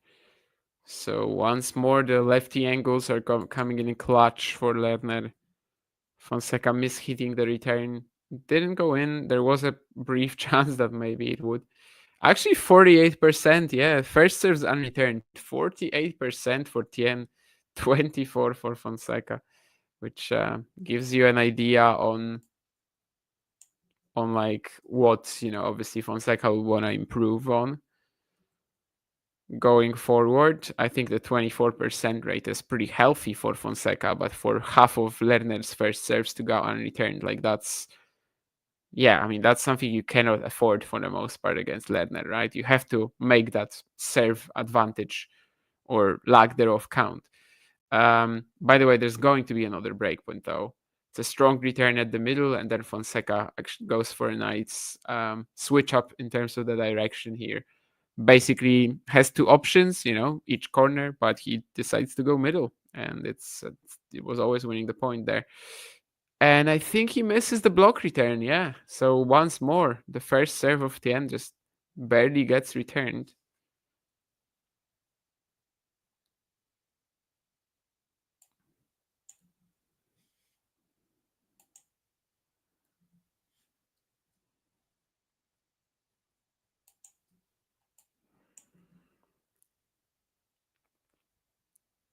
We're playing the point though on the deuce side. Lerner will be dictating and he will get Fonseca to miss. It's a forced error. One of these things that I think we've been mentioning as like something that Fonseca will probably improve upon as well, that like scrambling towards his backhand. Feel like most players probably get this shot back. But anyway, yeah, I mean, there was a high ball for Lerner. He was going to be in control anyway. Gets the first serve in play this time, Fonseca, when he has to like lunge for it in the forehand corner. Inside in forehand is going to try to approach. That's gotta be out, right? Yeah, it is. 6-5 Tien.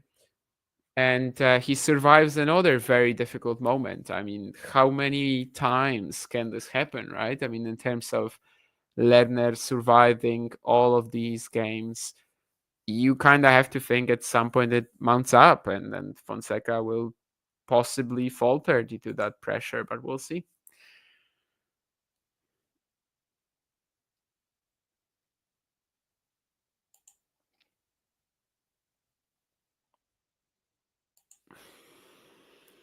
So yeah, that's the situation here. Fonseca handled that 4-5 game pretty nicely earlier, but 5-6 again. And yeah, I mean, Lerner has to be feeling very good about himself at the moment. Menchik is going to serve for the opening set against Bautista Agut. We also have Frugvirtova up 2 breaks early on Haddad Maya. Linda, I mean, I know I've said some things before, but you know, it seems like she's found something this week, and Haddad Maya is like 2-8 for the year, so it is a good opportunity, nonetheless.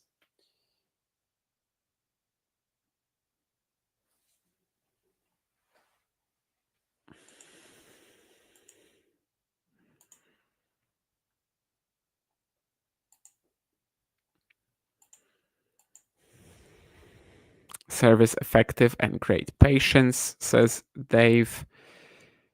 Women's favorite, obviously Sabalenka for Sanket. Yeah, I guess you have to count her. Probably, yeah. She has to be like the main favorite, sure. There's Mira.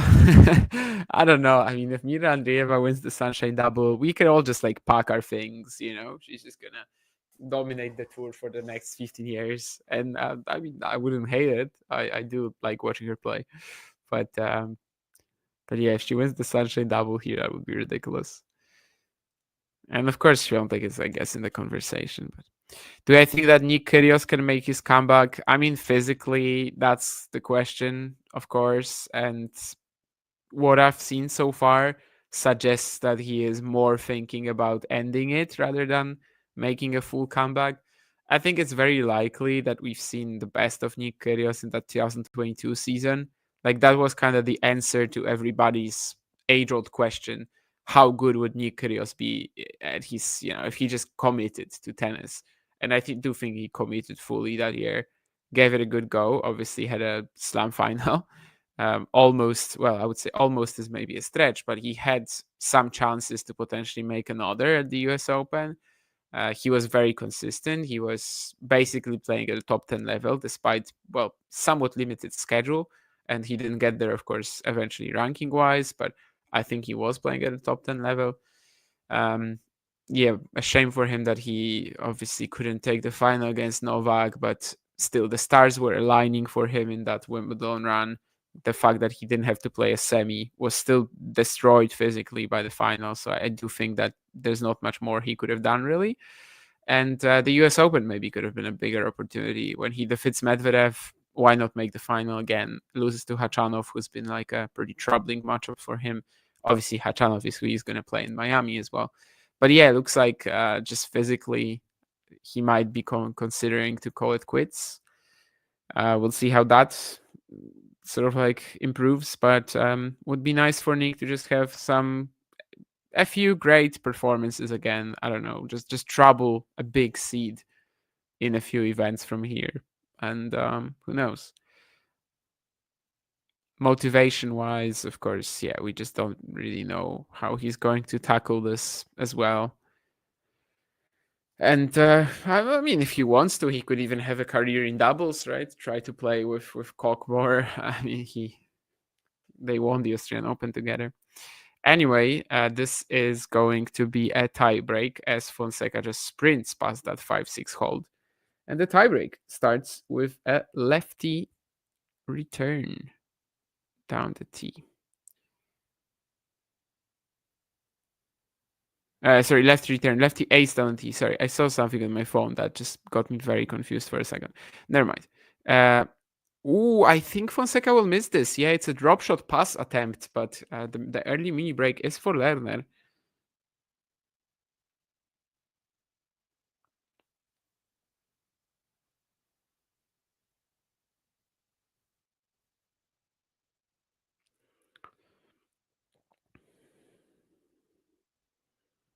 He's down the mini break already, so he will need to start, returning serve here, which has been an issue. And in fact, he double faults. You might remember me saying, and I'm not, I was not a massive prediction, obviously, but I did say during the opening set that Fonseca was not going to end the match with 0 double faults, purely because he was really going after his targets. What's funny is that I don't think he was going after his target here. I think he just kind of wanted to start the point. And maybe that was actually the mistake, maybe he just didn't commit enough. But yeah, the early lead in the breaker is now huge for Tien. So what can he do with this? And so far, he's doing just enough. The return from Fonseca this time was just really short. So many options for Tien. He chooses to go forehand in the same direction. Fonseca is kind of there, but yeah, at that point, the point was won, I guess, regardless of what Lerner did. Again, it's the out wide serve that's doing so much damage on the outside. And Fonseca gets himself a bit of a short ball with a good return on the next point, but everything in this tiebreak has just gone completely wrong for Fonseca here. 0 and 5. And yeah, the breaker seems kind of done. Can Fonseca somehow steal it? He was responding very well to these 4-5, 5-6, even 3-4 games, right? Serving well in these tough spots, but the breaker just from the very first point, everything is going wrong for him. And of course, the very first point was an ace as well for Tien, so it's not like there was much for Fonseca to say there. And that's going to be another point for Lerner, so it's a 6-love, and it might as well be a tie-break bagel, if that's even a terminology that we can use. But yeah, 6 points to love. 6 consecutive set points for Lerner Tien. Anticlimactic so far, definitely the breaker. That's undeniable. Although, yeah, just to get to that spot, 3 breakpoints saved at 5-all in the first. That's of course credit to Lerner. And yeah, he's been able to survive here. Okay, Fonseca avoids the tiebreak bagel. Just takes advantage of the shorter return, but now 5 consecutive set points. And what's even more, 3 of them will be on serve for Tien, and 2 of them will be on the outside. So, yeah, I mean, I just don't see it.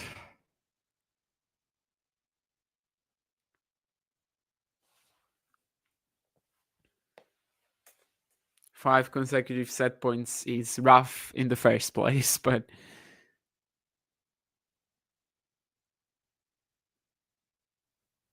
Lerner on the attack, and Fonseca will not make that backhand pass. Yeah, I mean, this was just 2 minutes of everything going right for one player and everything going wrong for the other. Fonseca definitely has a lot to think about over this set break in terms of how he's returning the Tien serve. Yeah, I mean, if you're playing Lerner and you don't have that serve edge, it's going to be tough to beat him.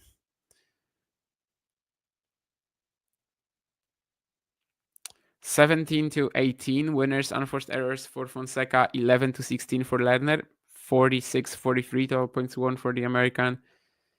18 out of 48 unreturned serves. That is pretty huge. Of the baseline, actually, Fonseca winning a lot more than Tien, which is somewhat surprising. Not that much in terms of the slice. They're both at about 10-11%.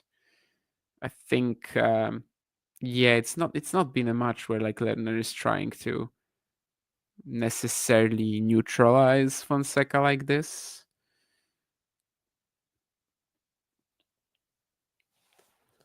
most of the time it just makes more sense for him to absorb, redirect, keep Fonseca on low time. And yeah, so far he's got exactly what he wanted, that one set lead. For the third time in their last 4 matches. So of course the US Open, well actually then I guess it makes it the 4th time in their last 5. But yeah, I mean at the US Open and the next finals. Of course, in the end it wasn't enough. So let's see if this time he can take it home.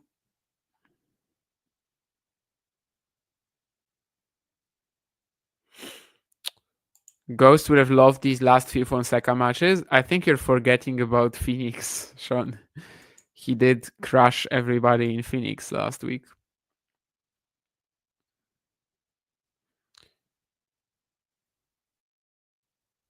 Is there an easy way to lose? Is there an easy way to learn when to use your power and when to push it more?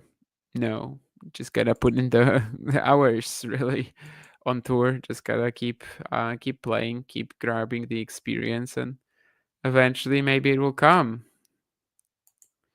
Fortunately for the uber aggressive players of the world, it's not a book you can just get from a shop and read to yourself.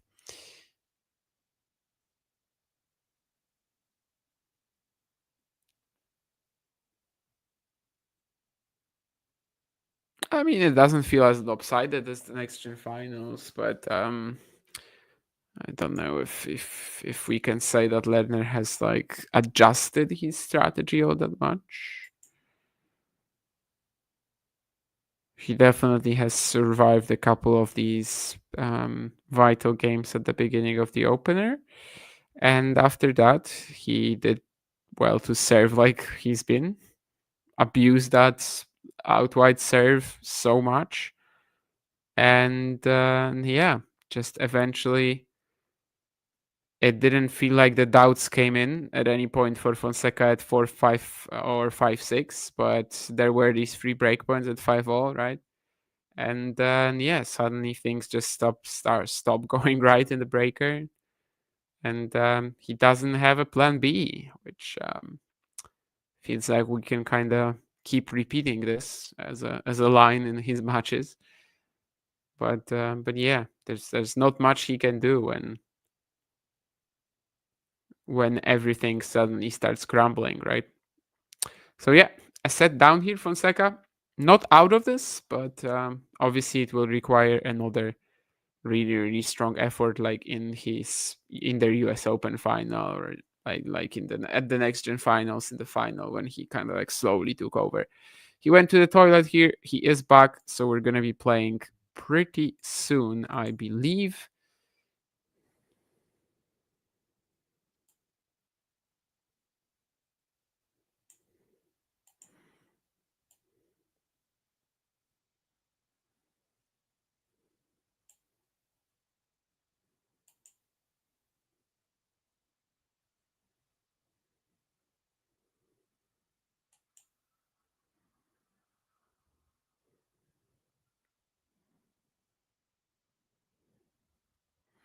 Andy Murray apparently is watching Fonseca against Tien. He gave it like this love, I don't know how to call it, like hearts instead of eyes emoji. Well, we're waiting for his tweet, which I don't remember the template exactly, but you know what I mean. Like Joao Fonseca or Lerner Tien, I'm watching is going to be the word number 1. You heard it here first, or whatever it was, when of course he was talking about Caroline Garcia in 2011 or something like that.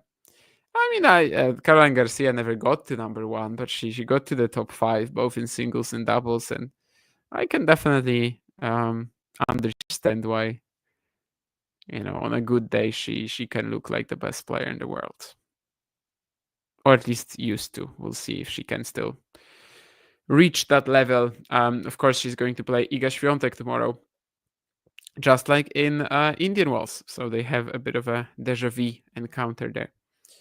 Fonseca, well, now that he's down a set, kind of a position that I don't think he was maybe expecting to be in.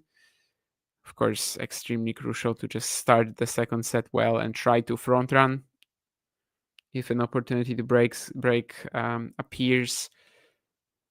Opening set, obviously, he went up 2 games to love, also 30 love in the next game, and there was a feeling to it where like if he again just plays so well for the first 15 minutes, maybe the set might be done.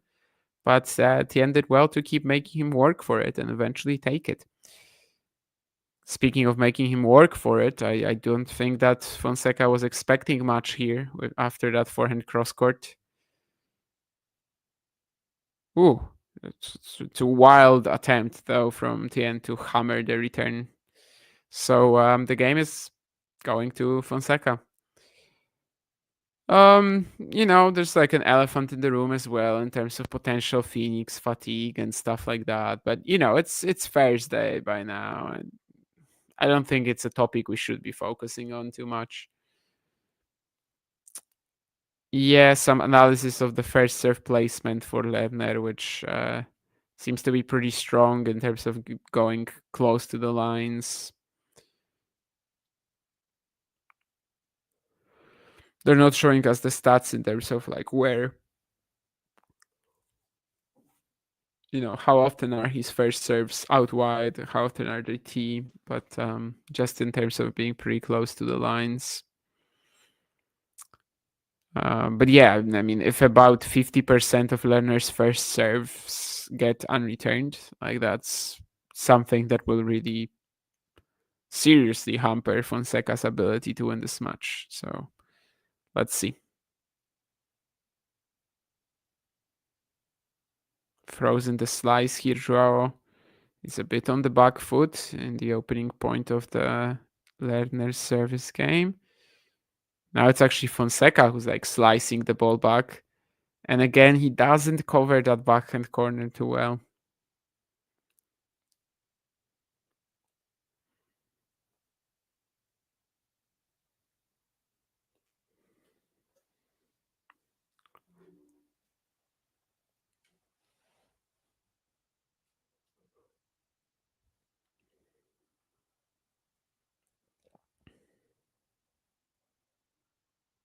Ooh, yeah, I mean, Fonseca was never catching that drop shot, so good play from Lerner. It's just in the net, but it's clear that Fonseca wasn't even gonna like make a run for it.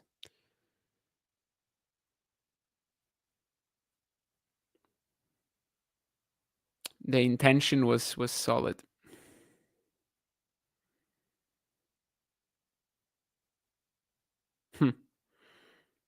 Getting a bit frustrated Fonseca here with the Tien serve, which it's definitely not something that just screams out at you like I'm going to be a very effective server. Not really, but you can see it's actually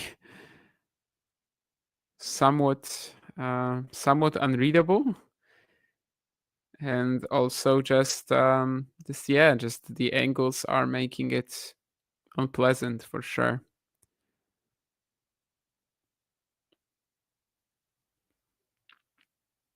So 40-15 for Tien here, and the last 4 games, according to Tennis Insights, his serve quality has been at 8.5, which again is like really not related to the pace of it almost at all, right? So yeah, he's a very effective server in quick conditions, I'd say. 1 game all. This time the smash, even though he was basically almost at the baseline by then, is perfect from Tien. So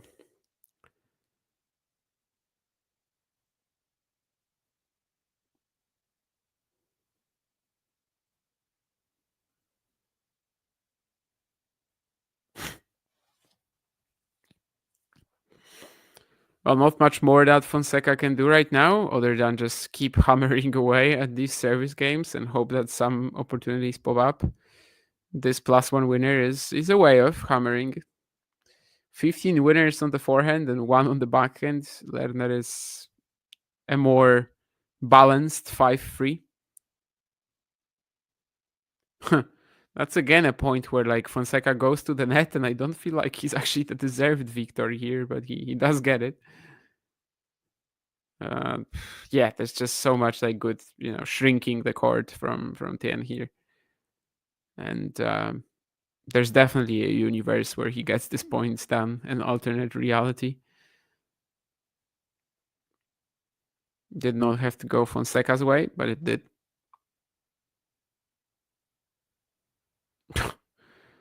Again, how early he takes that forehand on the +1 here is insane. So yeah, should be a quick game for Fonseca. 2-1 is on the way, it seems, at least.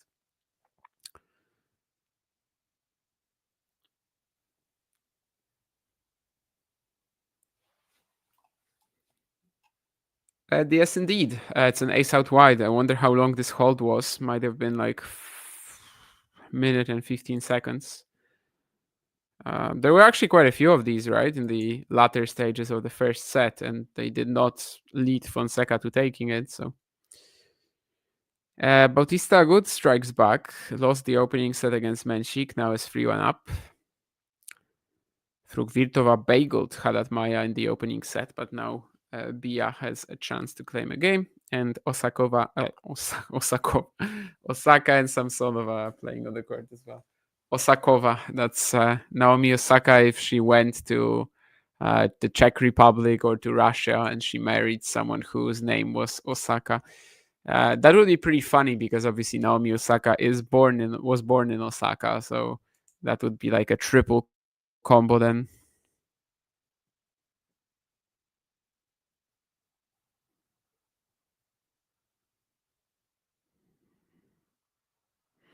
I see that the producer was also suggesting like who is the second favorite after Alcaraz in Miami, and the answer is there's no second favorite right now.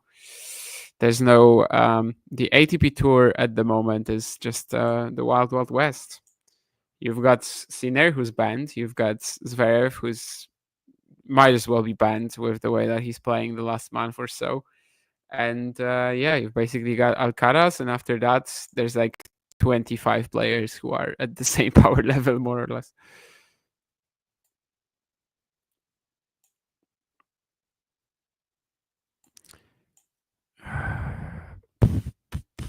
Which Dutra da Silva? Daniel or Rogerio?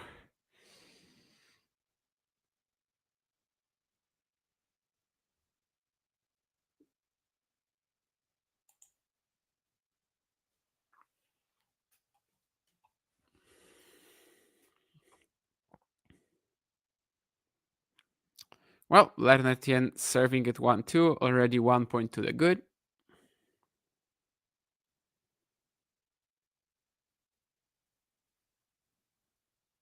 Well, you know where he's headed outside, but he has missed that first serve. That was a nice, like, more compact return from Fonseca, but he's not going to win the point. Some of the aggression on serve has been definitely, fine for Lerner. Like, it's not the natural play style for him, but I don't think Fonseca has been allowed to, like, relax in these rallies at any point. Relax, find the opportunity to strike back. He's actually not getting that in many of these points on return, so he might feel kind of like forced to ramp up the pressure, the pace, which isn't really a possibility for the most part. Maybe this is it, because that is a ridiculous winner. Just goes for this banana forehand down the line. Lerner with a fun reaction. Well, shows you exactly how how much he anticipated something like that, which is he didn't. I can't blame him. And now he hits a double fault. I mean, 30 all is nothing compared to some of the chances that Fonseca had in the 5-all game, especially in the opener. But considering he's already a set down, I mean, he's gotta be pretty pumped to try to do something here, especially as we're gonna get a second serve from Lerner. Of course, we've just had a double fault from him.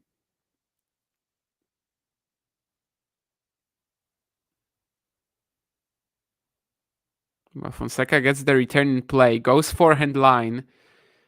It's a ridiculous strike again, and he will get a break point. Of course, he broke in the opening game of the match, but after that, he's been a little wishy-washy with his chances, if you may.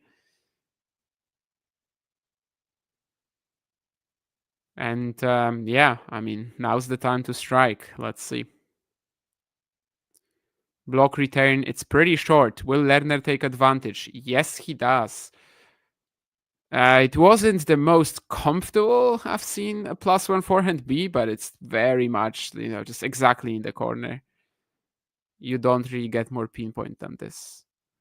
Eric Diaz looks so much like Thiago Seyboth-Wild. It's almost like, yeah, it's almost off-putting. Some frustration from Fonseca hitting that ball out of the stadium here.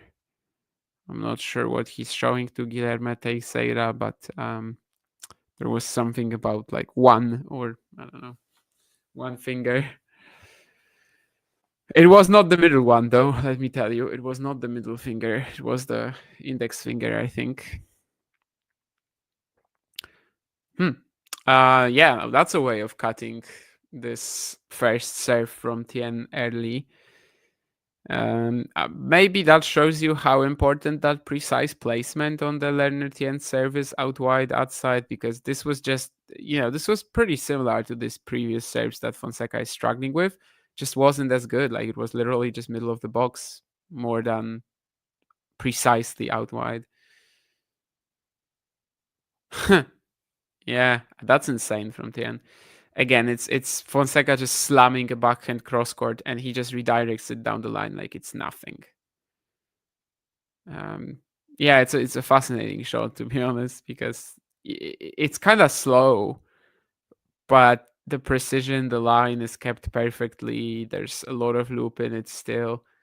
But obviously, to commit to that previous backhand, Fonseca had to like go all out, and that's what kind of puts him in that position. I think we're seeing some adjustment from Fonseca in the sense that, like, here, I think in the opening set he doesn't really go for that slice, and it was exactly what got him the point here.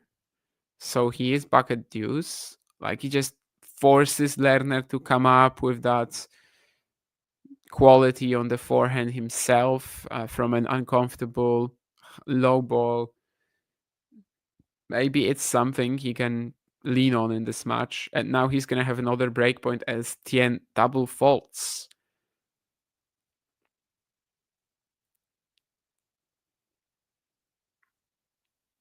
Obviously, we wouldn't mind seeing a free setter here.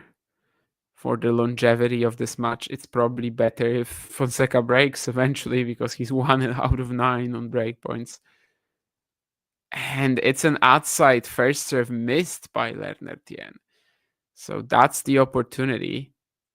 And it's another double fault. Oh, wow. 3 in this game and 2 consecutive to get broken. I can't even say that Fonseca like coaxed him into this with his aggressive returning or something like that. Nah, not really. This is just a blip. I mean, this is the biggest blip that Tien has had in this match so far. And we'll see if it costs him the second set. Fonseca is 3 holes away.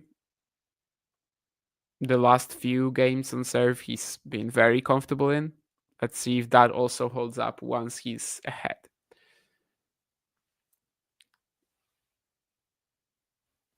Never mind.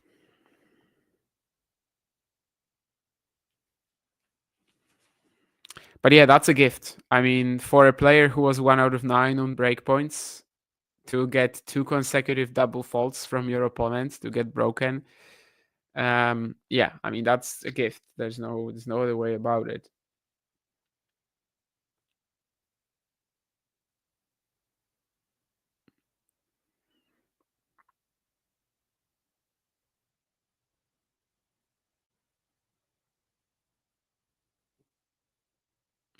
But you know what? Gifts need to be taken, and gifts need, that you can definitely just say no to a gift.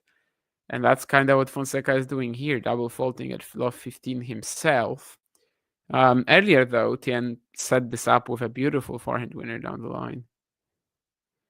So, yeah, love 30. Consolidating this might not be as easy as his last few service games were. He's like just not connecting on the first serve here, essentially. Although I think this was a let. Yeah, so he will get a chance to roll again.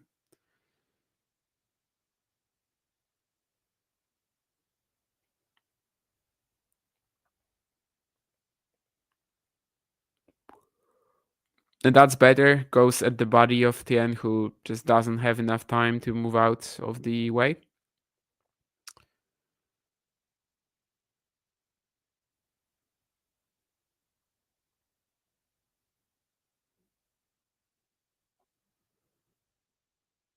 Pretty similar serve here, but this time the block return from Lerner is enough.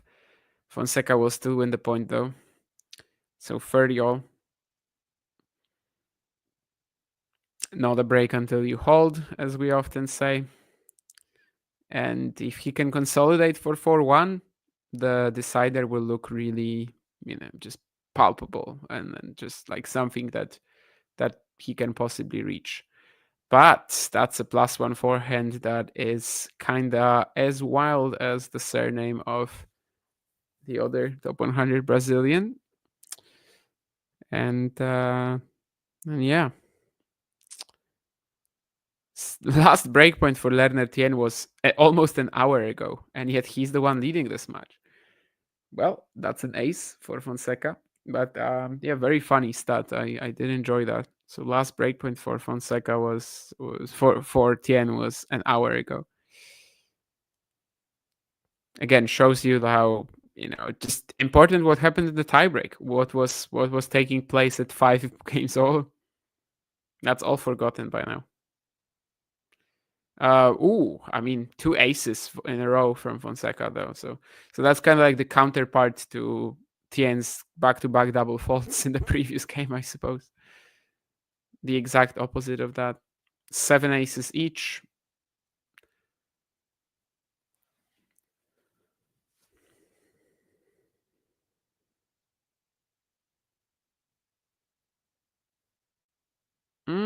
That outweight serve not doing quite enough to get Lerner out of the point. He will have to play a smash here, Fonseca. He's been a little uneasy on these, but this time he does get it, even though it needs 2 smashes eventually. Anyway, 4-1 for Fonseca, and yeah, I mean, no excuses from now, right? I mean, he has to take it to a decider, otherwise, yeah.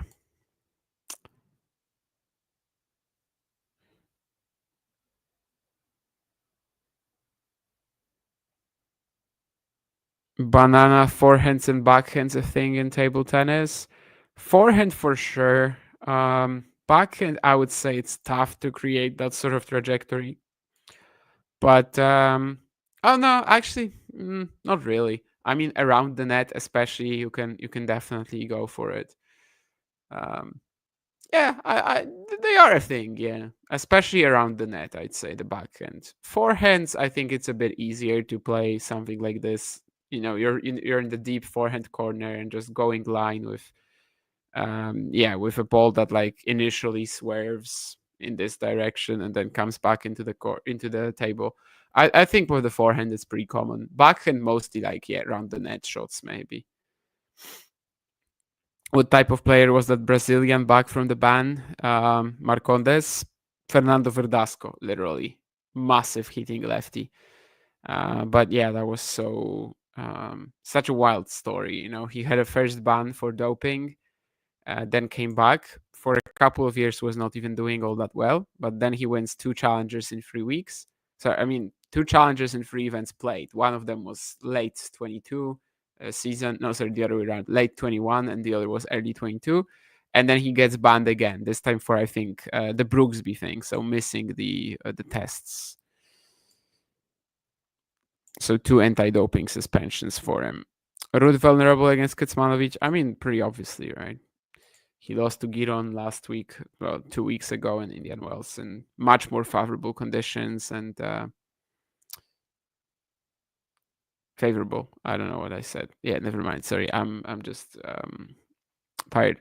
Anyway, much more favorable conditions for him in Indian Wells, and he lost to Giron, and Kecmanovic is pretty solid as usual. Either way, if it's Kovacevic or Kecmanovic, which of course Kecmanovic won, but either way, it was going to be a pretty difficult opener for Kasper. I mean, there's no even like, as I said, the landscape of the ATP right now is that it's nonsense. Like, there's no point in even talking about someone like Ruud being vulnerable because everybody is vulnerable. It's really tough to say that a player ranked 6 in the world right now is better than a player ranked 30. I think the second quarter especially is such a good example of it. You've got like Fritz, Rublev, but the seeds that are ranked 20 something, they are just as good basically. And yeah.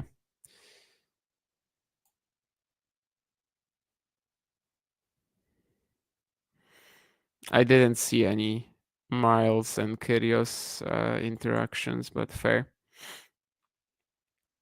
Oh my, I mean, what a drive volley from Lerner, and not in a good way. It's fairly all now.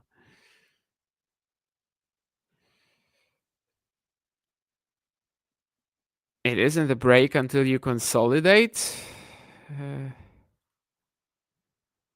Mine rhymes. Does that rhyme? I don't see how it rhymes, but I think it's actually, it isn't a break until you hold this. I understand, yeah, that there's no rhyme there for sure, but I think it sounds a little bit better. Just rolls off the tongue a bit more. Yeah, it's like 1:30 in the morning. Articulating my thoughts has been pretty tricky, but we're going. We're doing well, and we definitely still want the third set, right? I mean, it's Fonseca, yeah. We want the third set. How many times have they played, including juniors? I mean, I'm aware of Roland Garros juniors. I'm aware of US Open juniors and 2 matches at the next gen finals. So this would be number 5. But was there any other one in the juniors? I would say probably not. I might try to look it up. It should be in the like ITF head-to-head. You can check juniors as well. I think these are the only ones, though. Yeah, they should be, because when the next gen finals were happening, I was checking. Yeah, I was checking the head-to-heads for all the contenders. I think I did like a, like what they do on Wikipedia for the regular ATP finals. I think I did like a table like that. So yeah, these are their only junior matches: Roland Garros quarters and US Open finals. So this is meeting number 5, and in this very case, while I won't count the head-to-head from the juniors in terms of like their overall count right now, I think it's always important to mention that, since, well, it was a Grand Slam final between them. It doesn't really get much bigger than this. 4-2 Fonseca, that drive volley that I will remember today in my nightmares, did not hamper Lerner's ability to hold. But of course, the issue at hand that he has presently is still very much there. And that issue is the fact that Fonseca is up a break, and, well, he's also 30 love here. Just good serving, +1 play. Oh, wow. That's another almost amazing shot from Lerner, but it doesn't make it in. So 40 love, and should be 5-2 Fonseca momentarily. Oh, actually, I don't know if it will be momentarily, but he definitely looks like he's on the way. Tien will go a bit more for broke on the return, and then does a good job on that. Very deep at the middle of position of Fonseca. Joao tries to also let it reap cross court, but just doesn't have enough time for it. Maybe this game will still get a bit more unpleasant. Let's see. Yeah, he tries to go for a huge second serve. Maybe not even huge in terms of the pace, but basically tries to go after the line. And now 40-30, the box of Fonseca is looking a little uneasy. At 40 love, they were dancing and smiling, and basically it was the Rio Carnival. But now, yeah, and it's going to be a second serve too. So the 40 love joy that they felt. Okay, yeah, he does clean it up.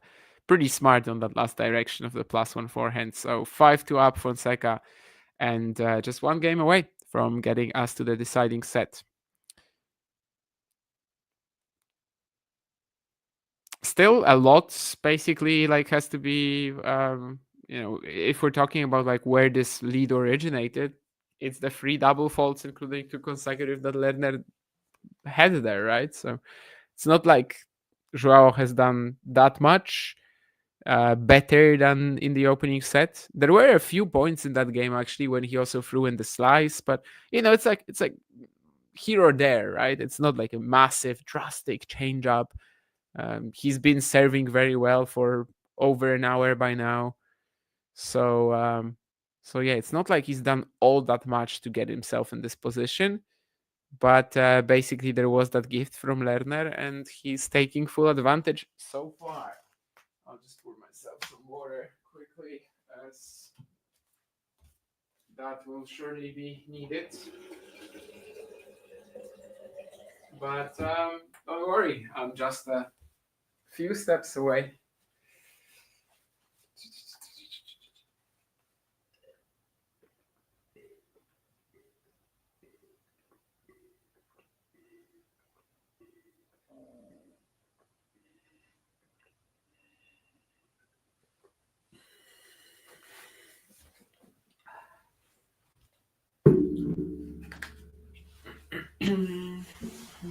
Okay, 33 minutes in the second set.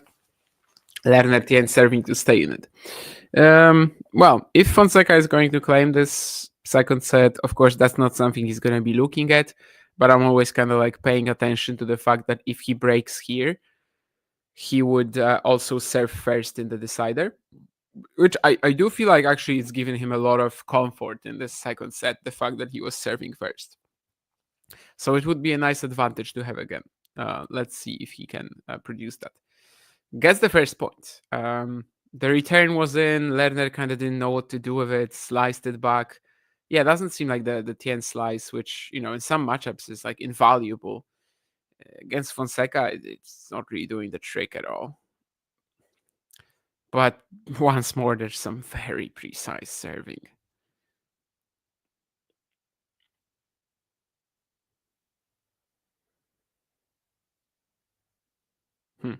Fonseca trying to loop this ball in play. Again, nice way of thinking, but well, clearly that's not something he's used to.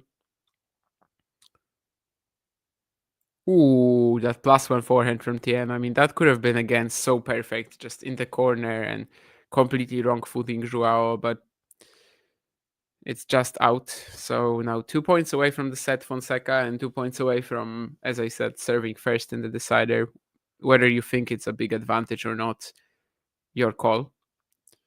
I don't think Lerner will give him that, though, considering this aggression he plays the +1 shot here with. Again, everything started from the serve, though. Joao is getting these first serves back, but he's not really getting them with any traction on them. And yeah, it's a serve out wide as well from Tien here. That's gonna be too good. I think it's an ace, though not sure that Fonseca touched it. Yeah, probably not. Anyway, 5-3. He forces Joao to serve it out. Let's see if he can. It's been a while since Fonseca was broken. Of course, there was a break point at 3-1. But yeah, I mean, the serving has definitely been the strongest part of his game today, I think, so far. So if he can keep it up, that is the question right now. Starts pretty tense. Just doesn't, like, his feet are he just doesn't like pivot with his feet, let's say, in regards to this +1 forehand. Had them planted way too early and ends up misjudging the ball.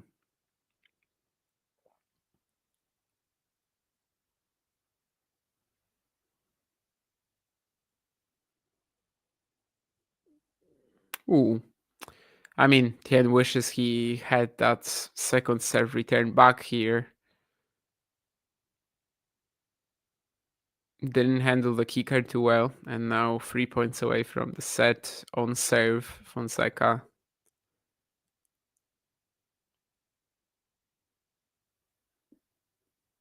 Okay.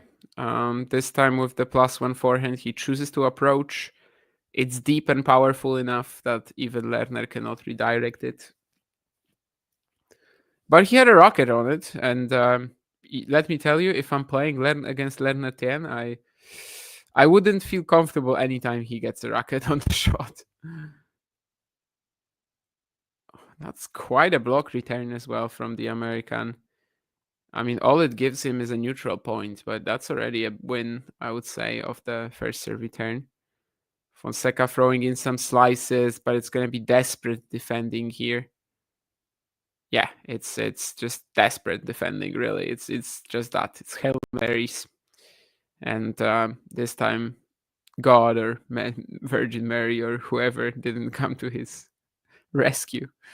It's Lerner Tien who just slowly makes his way into the forecourt and gets that volley in the end. So still 2 points away, but it's 30-all now, and things are getting interesting. We're going to learn a lot about this match, and I didn't mean that pun, over the next 2 minutes. Oh, wow. If this went in from Tien. Yeah. Powerful forehand. And I don't think Lerner hit it clean off the backhand cross-court counter, but it almost went in. And it would have been such a powerful, just shot that really messes with your head if you're the opponent. But anyway, set point for Fonseca here. Deep return. And yeah, Lerner is actually very nicely, let's say, not even that opportunistically aggressive here. He does kind of smack that forehand into the Fonseca backhand, and we are again tied in this game.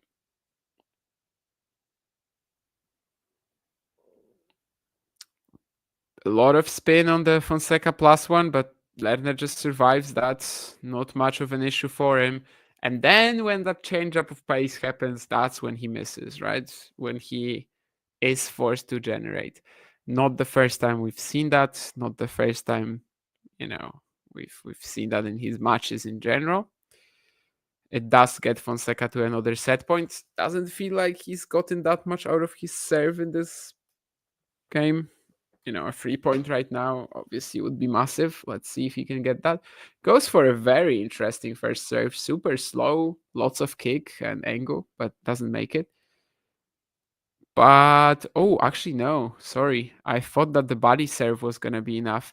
Anyway, the body serve, that wasn't great. Or actually, no, it was fine. It just, the Tien return was on the baseline.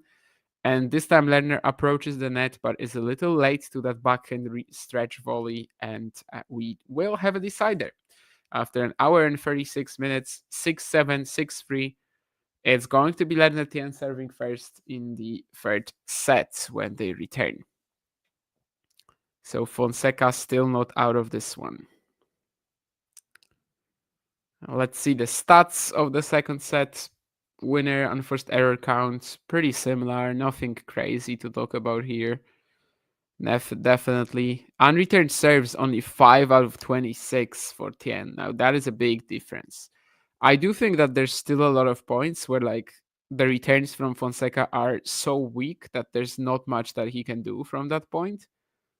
So I think the unreturned serve count is, let's say, the difference of it towards in contrast to the opening set is a little misleading, but it's somewhere in the middle between like the real picture and the numbers.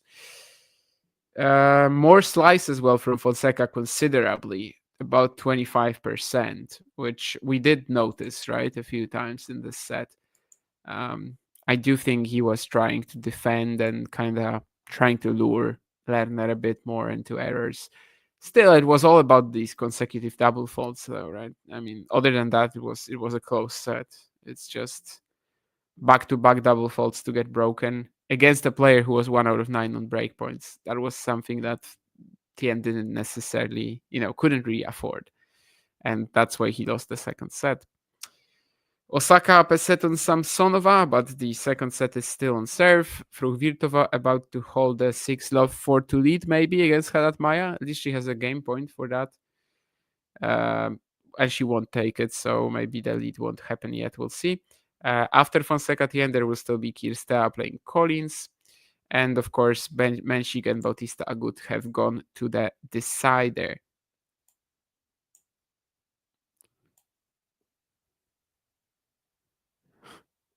Thank you, Dave, I guess, about the hair comment.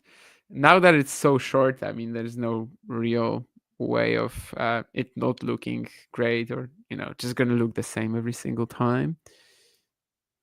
Double faults long or wide are much better than double faults in the net. I don't know if I subscribe to that theory. I know it exists, though. I've heard that like simply also unforced errors that are going to be long or wide are way better than the ones that in the net. I guess I can kind of see it, but I don't know if I'm playing and I'm making an error or a double fault. I don't think I care where it landed, as long as it's not in the court. But in the grand scheme of things, yeah, I kind of agree. Just kind of suggests that the shot was executed better technically. Yeah, I read your message on WhatsApp, the producer. Perhaps, yes, perhaps.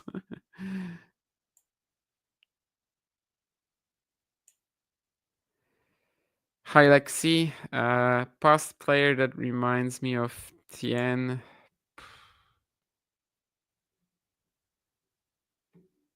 Donald Young. I'm sorry.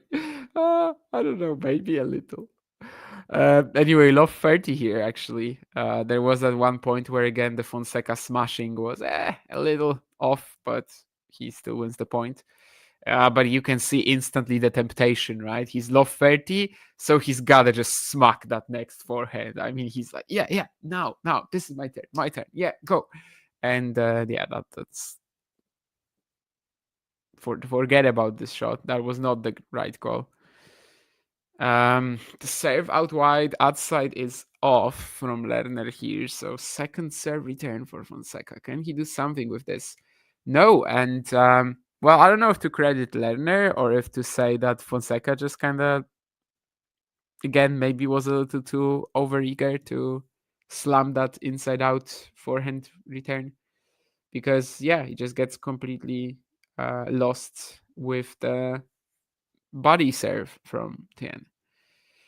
So 30-all now. It does feel like he's kind of given away that love 30 lead. Another big return from him, but it's not going to be enough. It's just like linear pace coming at the middle position. And yeah, Lerner just handles that so well with his hand skills. So 40-30. This will feel like a bit of a stinker for Fonseca if he just loses 4 points here from love 30, that's for sure. Just it doesn't feel like he's put the pressure on. But who knows? Maybe it will be deuce, and maybe the game is still gonna go a bit longer. Throws in the slice again in order to set up the inside in forehand, and yeah, that's perfect. That's exactly what he should be doing. Yeah. We've definitely seen him using the slice a bit more defensively or just in neutral spots. And you can see in this point what sort of a weapon it is. I'm not even saying Fonseca has an amazing slice, but yeah, just make Lerner create a bit more. You know he's not gonna smash you with that, from that low slice, and then you just have the control over the next point and not the next shot, and basically how the rally is gonna go from there. Well, the point again at deuce is neutral, massive backhand cross court, but it's not gonna be enough against someone like Lerner. However, he follows it up with an inside-out forehand in the same direction, and it's in the net. So it's a breakpoint for Fonseca. Massive moment here in the early stages of the opener. Let's remember that Tien hasn't really had that many chances to break since the opening set. I mean, in the entire match, we've got 1 out of 4 for Lerner and 2 out of 10 for Joao. So there's a big difference there. But of course, you gotta take it, and this is a very weak return. Tien should be winning this point, no doubt. Yeah, +1 forehand and then a smash. Lerner has had some big mishaps at the net this match, but I think when you have a smash like this, it's very hard to miss. Literally on top of the net. So 2 out of 11 now for Fonseca on the breakpoints. But yeah, of course, it doesn't help him either that a lot of breakpoints are on the outside, right? So the preferred side for Lerner to serve it, both considering what he wants to get from Fonseca and his own serve ability as well. This is an insane point. I mean, some of the shots that Fonseca has just hit here, I think he wins this point against almost anybody on the planet, but he doesn't win it against Lerner Tien. And to go for that drive volley there, last shot, I mean, yeah, I wouldn't do that. I think because 2 free shots earlier, he actually had he had a ball he could have smashed, and he just let it bounce. He let it get back to neutral. Maybe he was a bit more tempted to just end the point right here, but it's clearly not the right call. I mean, it's such a tough shot here. Like, let's say between the service box and the baseline, that's where he was. 18 shots in that rally, and such an important one for Lerner. I mean, the quality of the inside and forehand for Fonseca was insane there, and yet he still loses the point. And looks like he might also lose this game as Tien is throwing in this drop shot. Yeah, again, it's the perfect moment. The execution is spot on as well. So he survives another really difficult game, but Lerner Tien is on the board in the third set.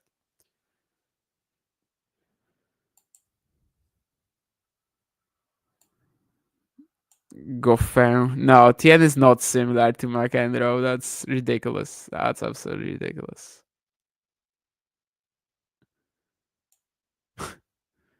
Thank you, Zion. That's it's actually a pretty good compliment, I guess, considering what sort of audience Cam Williams has. Although personally, I don't know him too well. I don't really follow tennis content all that much, I guess, which might sound a bit sick, but sick. No, sorry, I just read sick of the chat as I said earlier. I'm really tired. Anyway, I wanted to say that might sound a bit weird considering what we're doing here, but yeah, I've explained that a few times. Does Lerner make that volley? I think so. Yeah.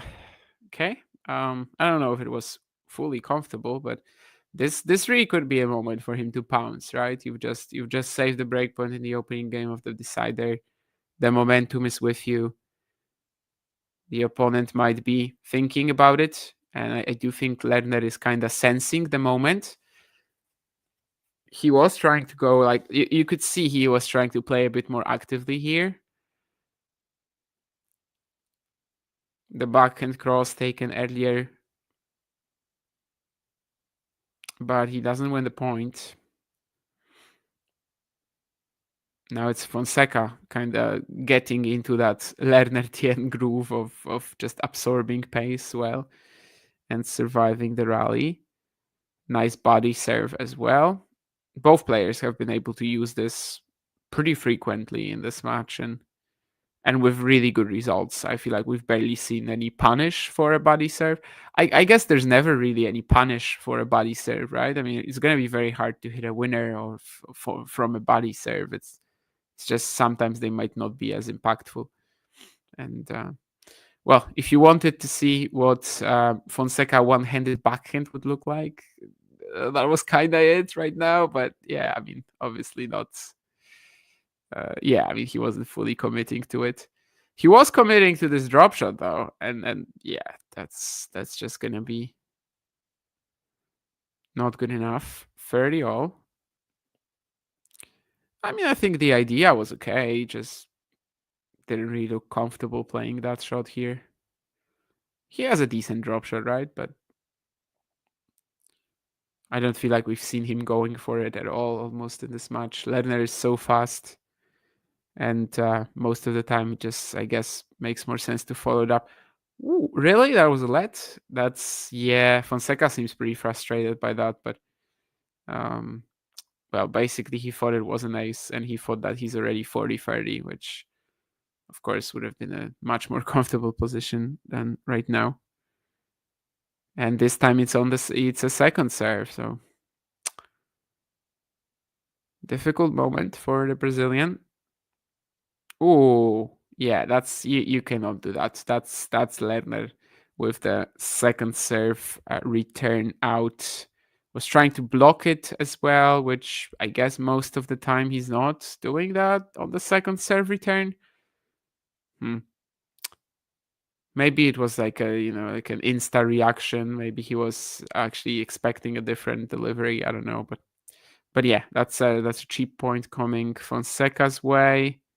Nothing's gonna be cheap about the next one, I think, as Tien drop shots, and Fonseca goes to the net, and I think he'll miss that backhand volley. No, actually, he lands it. Okay, I mean that's just a bit fortunate for sure. If it was breakpoint down, I would be sitting here and saying, "Oh my God, you lucky boy," because it was game point up. Yeah, I guess, but yeah, not much was comfortable about this backhand overhead volley, I guess. So yeah, 1 game all. What a match. That's what we wanted, right? I don't care that it's 2 a.m. That's what we wanted.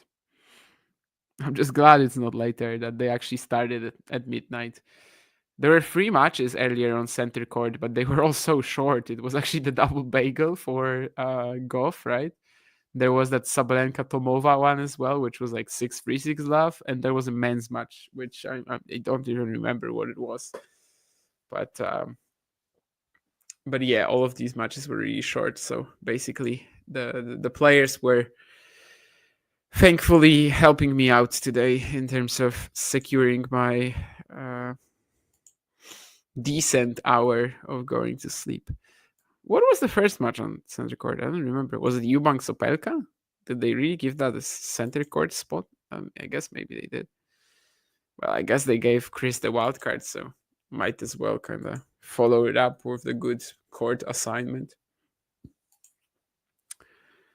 Yeah, it was Opelka Eubanks. I just checked. Obviously, one more match still to come here on this very court. After this one, Kirstea against Collins. Collins is the defending champion, winning Miami and Charleston this time of the season last year. Kirstea just coming back from an injury, but already looking pretty decent. And Collins this year hasn't quite hit the heights of her 2024 campaign. Fonseca throwing in the forehand drop shot, should win the point. Yes, he does. Demands a big reaction from the crowd. He is trying to get their support here. Yeah, it was a fun point. Definitely one of his better drop shots today. In fact, probably the best one. After that, the point was pretty much won, but kind of interesting that Lerner still got his racket on it. I mean, if this landed in, it would have been the most fortunate shot I've ever seen, but still good effort from him. The scramble was there. 15-30. I think the return is out from Fonseca, yeah.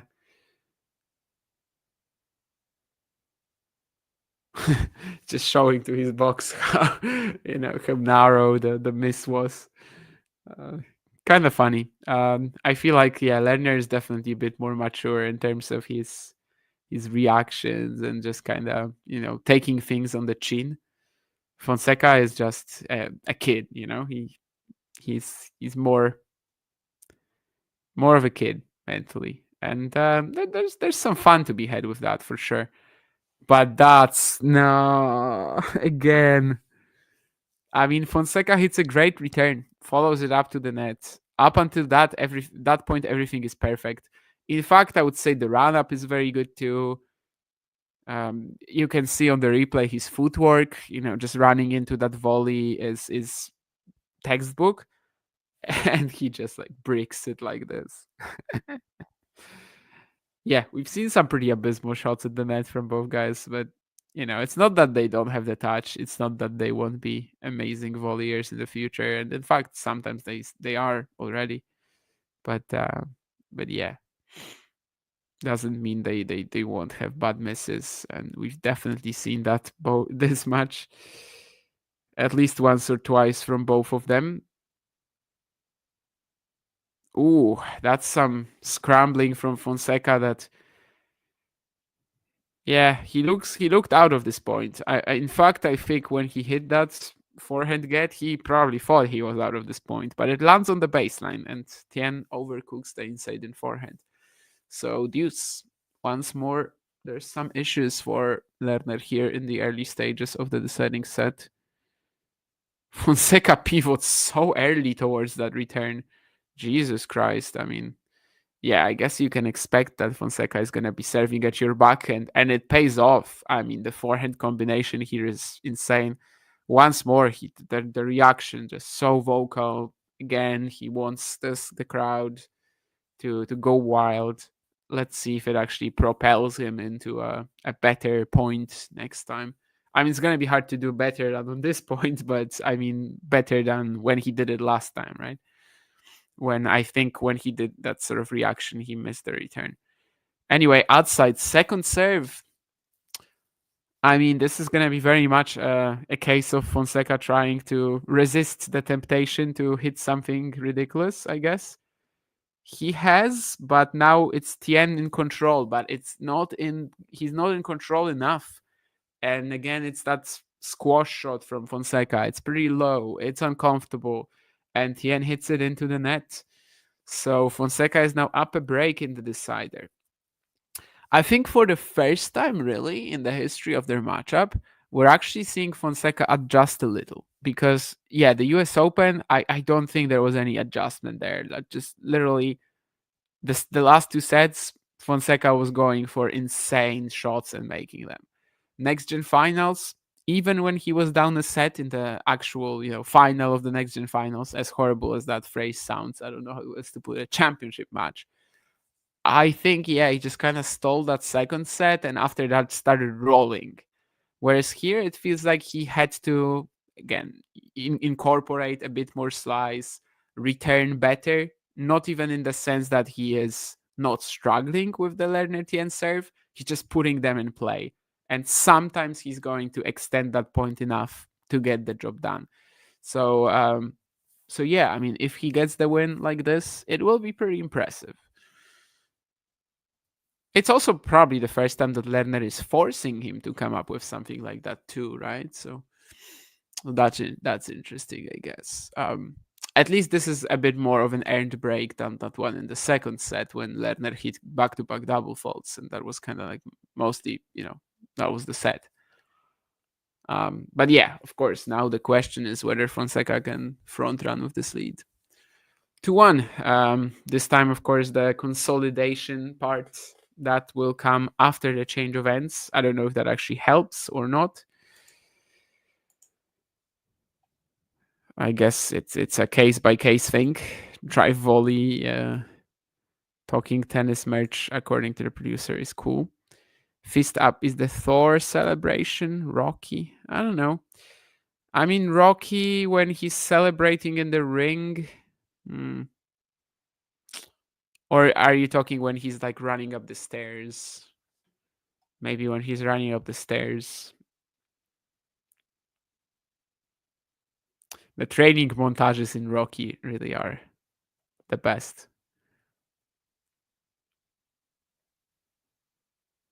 Not right now, but when I'm in my hometown, I tend to sometimes incorporate running up and down the stairs into my workout, and it feels amazing to just be like Rocky Balboa.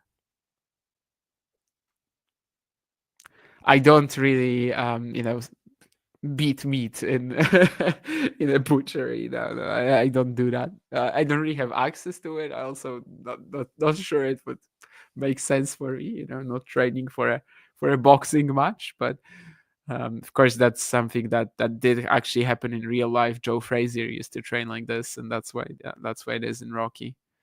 But yeah, it's pretty fascinating.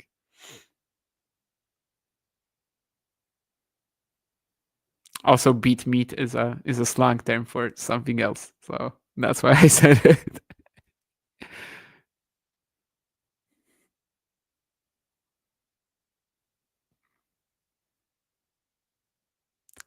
Well, Fonseca have some good aggression after the serve here, 40-15.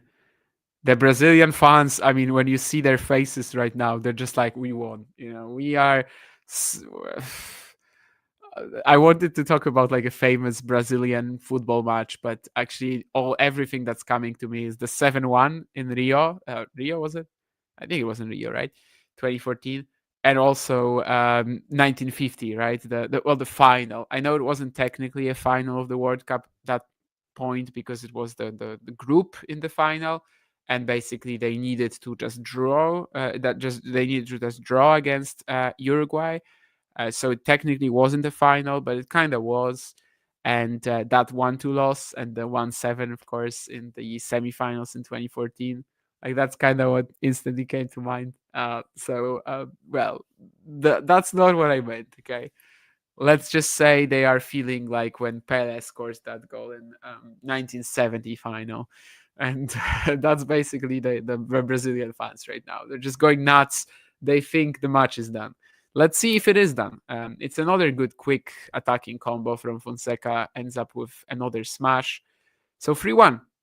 And now he gets this game where he kind of can look for something and doesn't really have much pressure on himself, obviously. And you can see that there's a bit of a, there's a move. He's willing to go forward here. He's willing to try something new. Well, maybe not necessarily new, but different. And well, he just dumps his volley into the net, which has been a bit of a theme.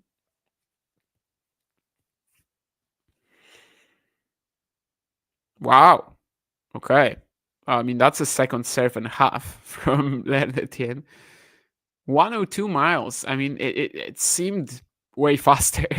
I think that might be more or less how he's serving with his first serve most of the time, right? Let's see this first serve. Oh, by the way, it's an ace. 109. And this was very fast too, I think, for a Tien serve. So yeah, that second serve, I think he just went for it at 15 love for sure. Let's see this first serve. Yeah, 92. So yeah, that's what I meant. So 102 is definitely super fast for a second serve of Tien. Anyway, yeah, I mean, what more can you say? Fonseca missed the volley on the first point of this game, but after that, it was just big serves from Tien. And again, when I'm saying big, I don't necessarily mean in terms of pace. Even that second serve was big in terms of pace, but because it was a second. But yeah, just great placement, angles, and it's good enough. So 3-2. Within touching distance is a phrase I overuse. But I'm going to use it again. Awareness is key, right? If I know that I'm overusing it, it's fine. If someone points it out to me and I'm like, actually, you're right. That makes a note. Anyway, Menchik, as you can see on the screen, is 5-1 up and serving for the match against Bautista Agut. Frugvirtova, 6-love, 6-2 over Haddad Maya. I think Bia won 3 games against Kartal in Indian Wells and now 2 against Linda. So 2-9 for the season, both wins coming at the Australian Open.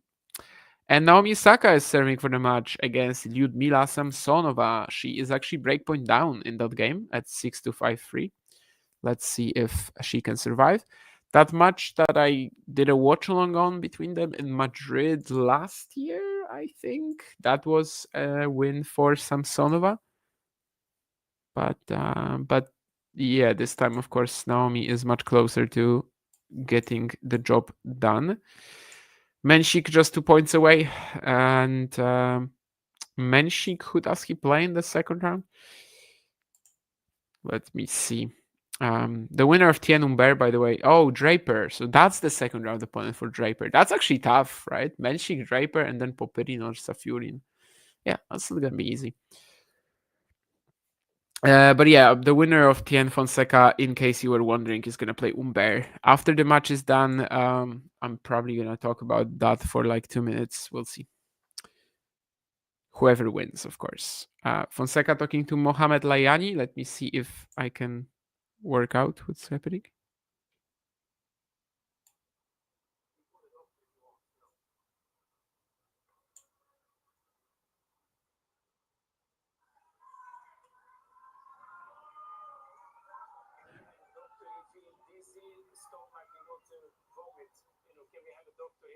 Oh, so apparently Fonseca is feeling dizzy and is feeling like he's going to vomit.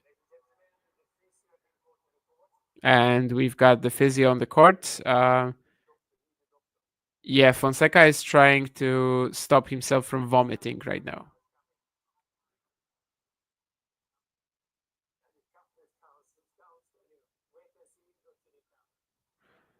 I can hear what Layani is saying, but not what Joao is saying.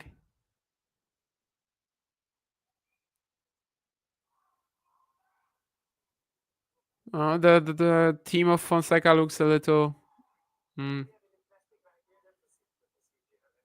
Yeah, they're literally getting him a plastic bag. Okay, yeah, that's obviously a bit uncomfortable on such a big stadium. He doesn't want to do it into like a, on the court. Layani is now organizing a plastic bag for Fonseca.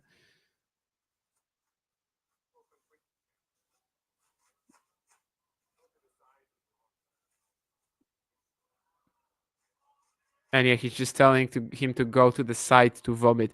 I don't know how much of this you can hear from my screen, by the way, but from my from my laptop. But now the doctor has come out as well.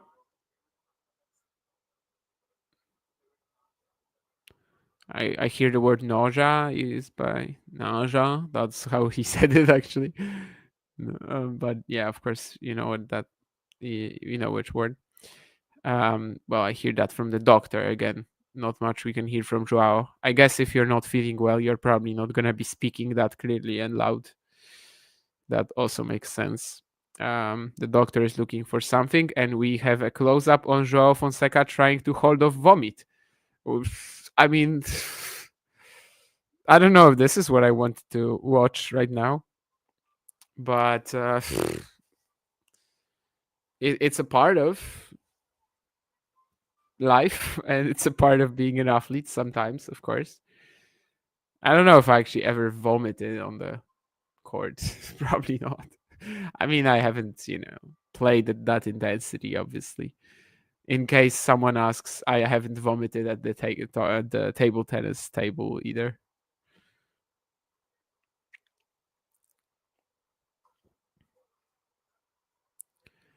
Yeah, the doctor is basically trying to get him some pills, I think. For some reason, it's taking a while. But yeah, Fonseca is going to take a couple of pills. I mean, considering he is about to vomit, I don't know if this is the smart thing to do. I mean, he might as well just vomit them in a minute, but we'll see.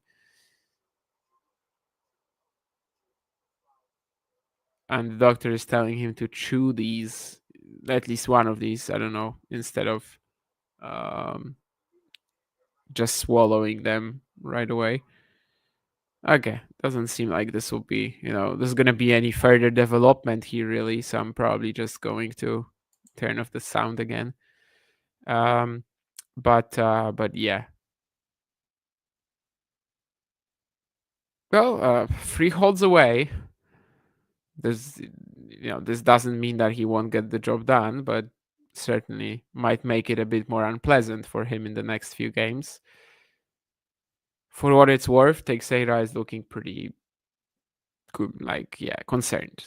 He's not just like chilled there in the box. So it's probably not something that Joao was feeling for, before this match, I'd say. Since I think the box, they kind of look like they weren't aware of the situation. That probably emerged mid-match, but that's just my guess. Let's see. First shot after almost vomiting is a pretty good forehand, and he wins the point.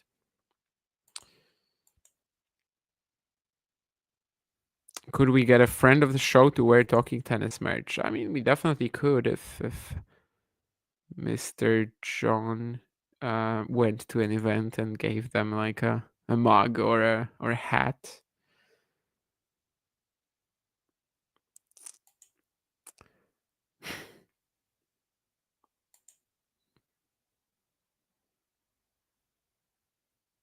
Maybe we need to introduce a vomit break in tennis, and then they can go to the toilet for a vomit break.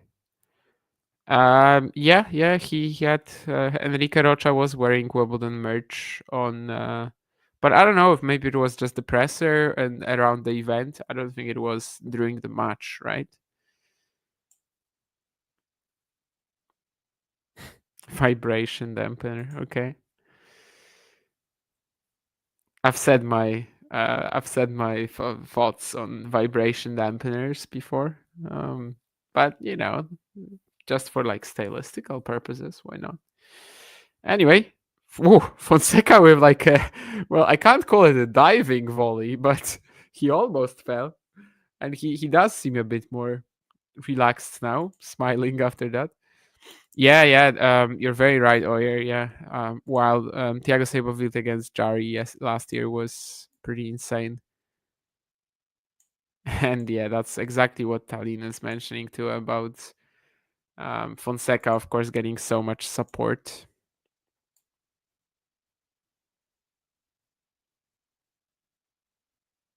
No. I mean, he won't lose a game for this. No, it's just a medical timeout. Physio needed. Yeah, it was on the changeover even, so there's not much there really. Yeah, exactly with Rocha, so I don't think it's a big deal. I hope his brother isn't going to be angry for me at my tweet. Isn't going to be angry for me. Isn't going to be angry at me for my tweet. Yes, sorry. Again, 2 a.m. I'm struggling, but the syntax is is just getting away from me. And anyway, what I was gonna say is that I hope his brother won't be angry because I kind of like just excluded him from my tweet about pairs today. But I figured more people, even on my timeline, more people just know Enrique rather than his brother. So I didn't go like the Rocha Bros or something like that. Again, resetting with the slice, Fonseca was trying to go for the forehand after that. Can't hate that, but doesn't win the point on this occasion. But the game was pretty quick, the one after the vomit break, which I don't think actually became a vomit break. Like, I don't think he actually vomited, but he was definitely very close, especially when they had this close up on his, like, let's say Adam's apple. You could see he's like barely holding on. Unfortunately, some memories kind of like emerged in my head when I saw that, right? I think we've all had our moments when we were trying not to vomit desperately and either failing or succeeding. That's perhaps enough vomit talk for today also. I'll just say though, in case someone's interested, I am like very, very afraid of I really don't like vomiting, so I always like try to hold it off until the last possible minute, even if it's not the smart thing to do. And especially as a tennis player, I think you should probably just like let it go and then feel better. Anyway, yes, let's stop talking about vomiting. Let's just start talking about Lerner, Tien, and Joao Fonseca again. And well, I mean, there's not that much to talk about, and now we have a changeover, but I'll try to keep myself from reaching that topic again. Anyway, 4-3 for Fonseca, 2 very quick holds for both guys, 35 minutes in this third set, which of course was aided by the MTO. And now we're just going to be 2 holds away for Fonseca, but things are still in the open if Lerner can produce something here. Joao is communicating with his team a little bit about, he's pointing to his throat, but it does seem like he's feeling a bit better, just like, you know, getting more water in with every sip and stuff like that. And of course, it didn't impact his hold in any way. Also, these are the leather armchairs that people were, or chairs, either way, that someone was mentioning in the chat the other day. Yeah, it's definitely an interesting call, but seems like a pretty good spot to watch tennis from. Probably quite pricey.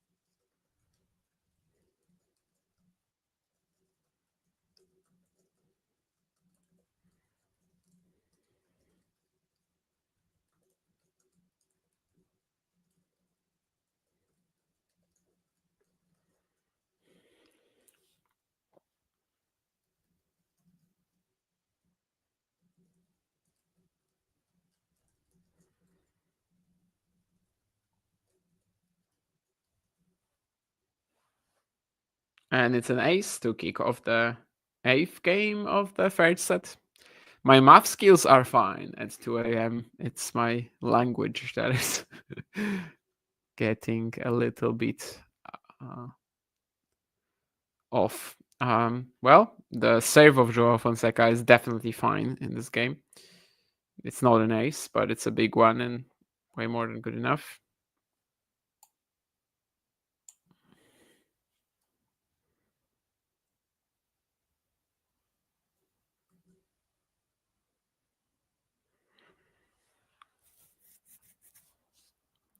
Not too clean on the volley here, but it was a tough one. He had it a bit out of reach. 30-15. Lerner, as usual, doing a good job in like just forcing the angle there and making sure that Joao doesn't get the easiest put away. Another an ace, right? Yeah, Fonseca actually didn't think he made it, and his hesitation made me hesitate, but it did look like bang on the line. So 2 aces in this game, and he's 40-15 up. That's obviously a big difference maker here. 9 aces to Lerner's 10. And you know what? It's 10 aces each now because he hits 3 aces in this game. So, I mean, if you're 2 holds away, that's exactly the hold you want to see. Now he's just 1 game away.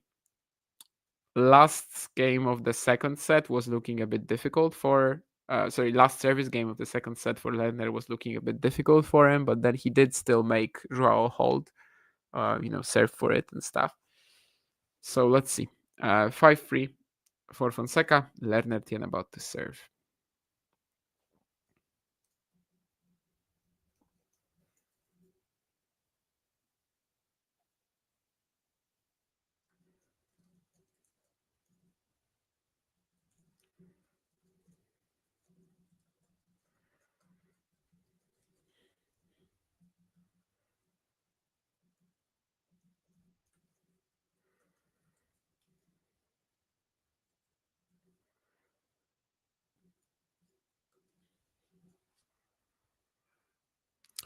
Well, 30 love, it's a good start for Lerner. He puts that smash away, which hasn't been obvious for the players in this match typically.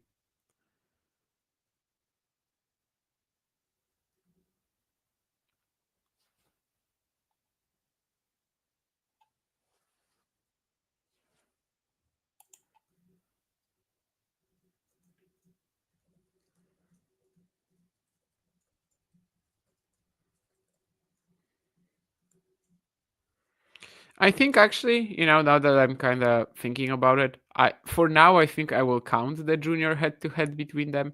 You know why? Because it's not that long ago, right? I mean, it's less than 2 years ago that they played for the first time. So I think we can say that Fonseca is 3-1 on Lerner. Will he be 4-1 after today? That's something we'll learn over the next 15 minutes or so. Well, 15 minutes if Lerner extends the match. 5 minutes if Fonseca just claims it in the next game. Well, 40 love for Tien, so Fonseca just kind of goes for a bigger return. No harm in that. 40-15. Especially no harm in that since he landed it, obviously. But once more, the lefty slider. Jesus Christ. It's pretty funny that even though he's struggling so much with these serves from Lerner, he's actually been the player holding more comfortably for the most part, right? It's kind of shows you that he does have a good, as long as he is so clean on serve, he does kind of have the edge in this rivalry because so much is going right for Lerner on his serve, and yet we are where we are. But of course, this might just get thrown out the window because, well, we saw it in the opening set perfectly, right? 5 games all, he has these chances. He is the better player for a chunk of that set, at least a bigger chunk than Lerner. But the breaker just goes 100% for Tien. So it's really all about the key moments from here. And even though Fonseca has been better for the last hour or so, 5-4. Suddenly, if he gets broken a little out of the blue, but still serving it out could be some pressure. Suddenly we would have a completely blank slate, and it maybe even not a blank slate, maybe actually Lerner with all the momentum. So things are definitely gonna be tense in the next few points.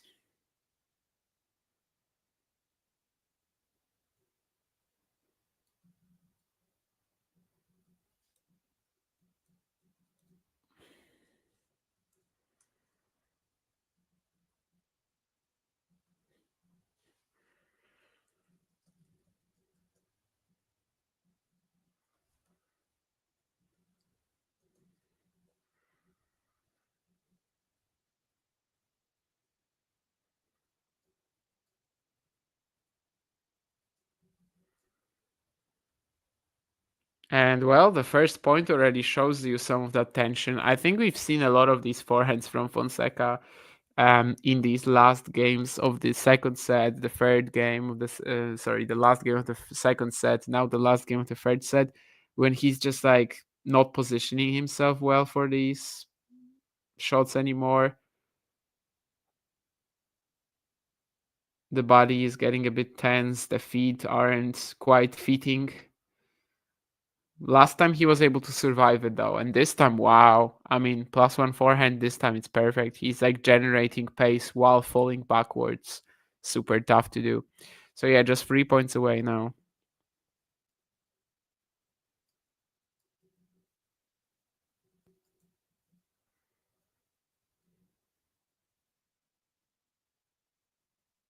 Okay, drive volley for Fonseca. You know that means the Brazilian fans had their hearts here, right?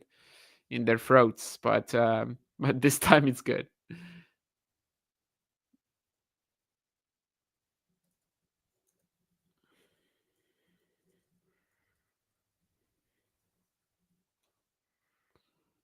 Fonseca also up in the next point, but yeah, this is not gonna be good. And actually, he starts cramping here, I think, while trying to get to that Lerner Tien. Yeah, while trying to get to that Lerner Tien pass, he starts cramping. Oh wow. I mean, this was not a good approach shot. This was, again, just kind of setting up Lerner with exactly what he wanted. I don't think Lerner saw him cramping, by the way. I think Lerner very quickly just turned after that pass, and I don't think he even noticed it. Let's see how he is on the next point, Fonseca, but he's just 2 points away, right? And it's a big serve, but it's a short ball. Oh, wow, yeah, he wins the point, despite the cramp. Jesus Christ. Now this is a situation. He also had to put away the volley, but by that point it was pretty easy.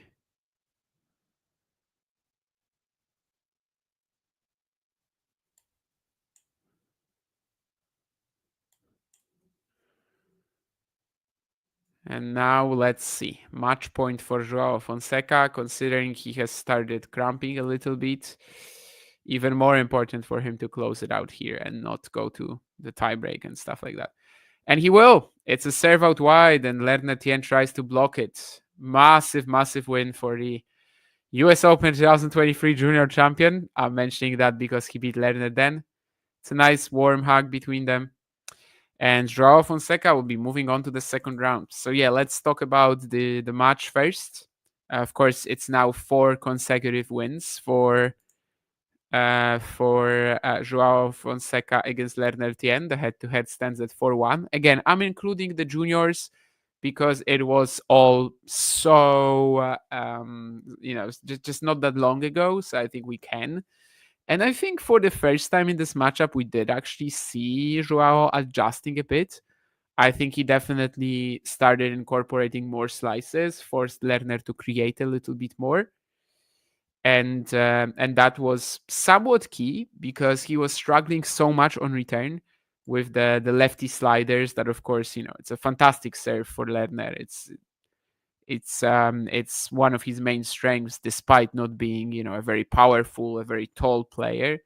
So he was struggling Fonseca on return so much to try to get any traction on these, or especially out wide on the out wide on the outside. He was just usually in so much trouble, but getting more slice in, getting more returns in, it really allowed him to just extend some of the points and potentially cause some issues.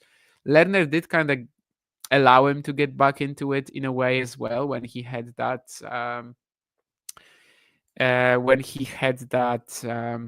consecutive double faults, right, moment for that was the second set. That was the break in the second set. But after that, I mean, Fonseca was holding more comfortably, despite again struggling a lot on return with the lefty sliders of Tien. And also, he kind of pushed past this tiebreak that he played in the opening set. The tiebreak was absolutely an absolute disaster, and he kind of pushed past this mentally very quickly. So that was good too. And yeah, otherwise, I mean, I don't think there were any like massive moments for Lerner Tien where he could have taken it. I think he did a very good job surviving in the opening set, getting to that tiebreak despite despite having to save a few breakpoints at 5 games all. And yeah, probably the one moment it went really wrong for Lerner was the consecutive double faults to get broken. Like that was just so out of nowhere. It wasn't because Fonseca was putting so much pressure on return. Not really.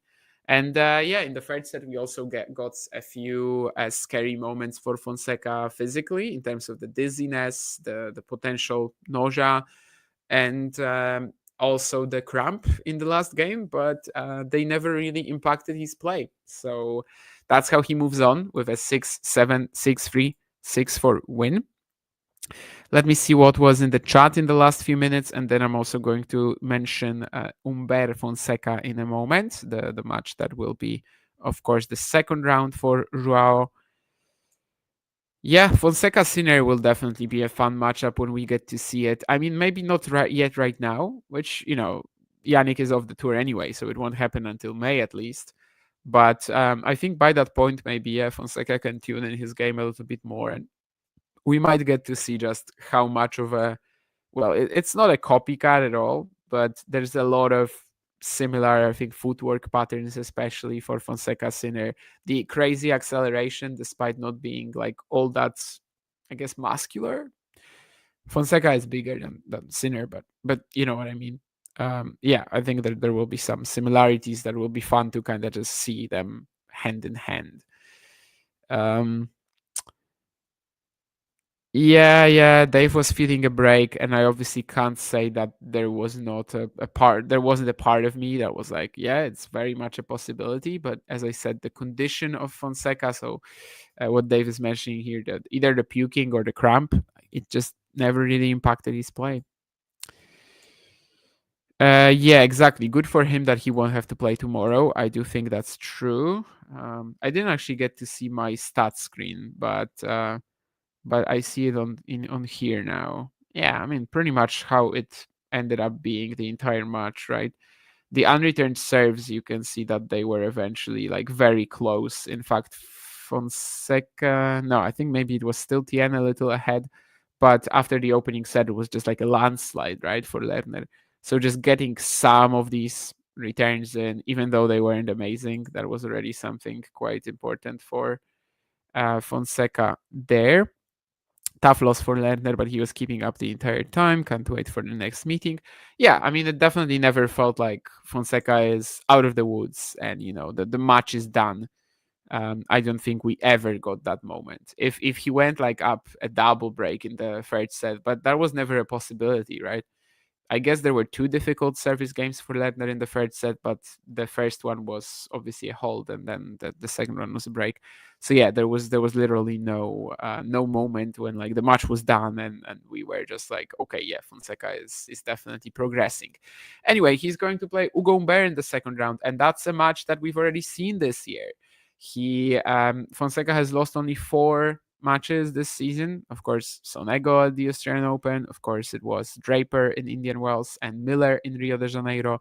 But the fourth one, indeed, is Ugo Humbert at Davis Cup. And that was a match where, again, a lefty was kind of punishing the Fonseca backhand. And of course, it's a very different type of lefty.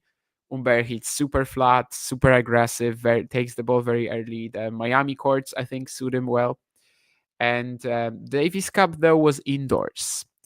I don't think it was a particularly fast indoor venue, but still, indoors is exactly where that sort of like slicker ball striking of Humbert, flatter ball striking just thrives.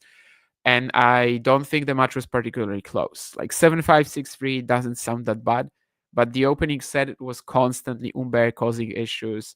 The serving and also the aggression at the backhand corner. Like Fonseca was constantly on the back foot, which he doesn't really like to be at yet, at least. And similarly, I don't think it's going to be an easy matchup for him. Getting that day off after playing today is essential. I feel like if it was tomorrow, he would be doomed. Because it's in 2 days and because he's such a talented player, Humbert tends to be a bit mercurial as well. And it's not indoors again, which that might save him. But if it was indoors, I would really probably struggle to see a way to a win for him. Because it's outdoors, it's closer. I do think Humbert is the favorite, though. Of course, Miami is also a better court for Fonseca than Indian Wells. There's not that much wind. It's faster. It's easier to come up with just like crisp ball striking. But that suits Humbert as well. And maybe after this match, Fonseca will be a bit more ready for the serves out wide. But there's going to be a lot of these sliders coming from Humbert as well.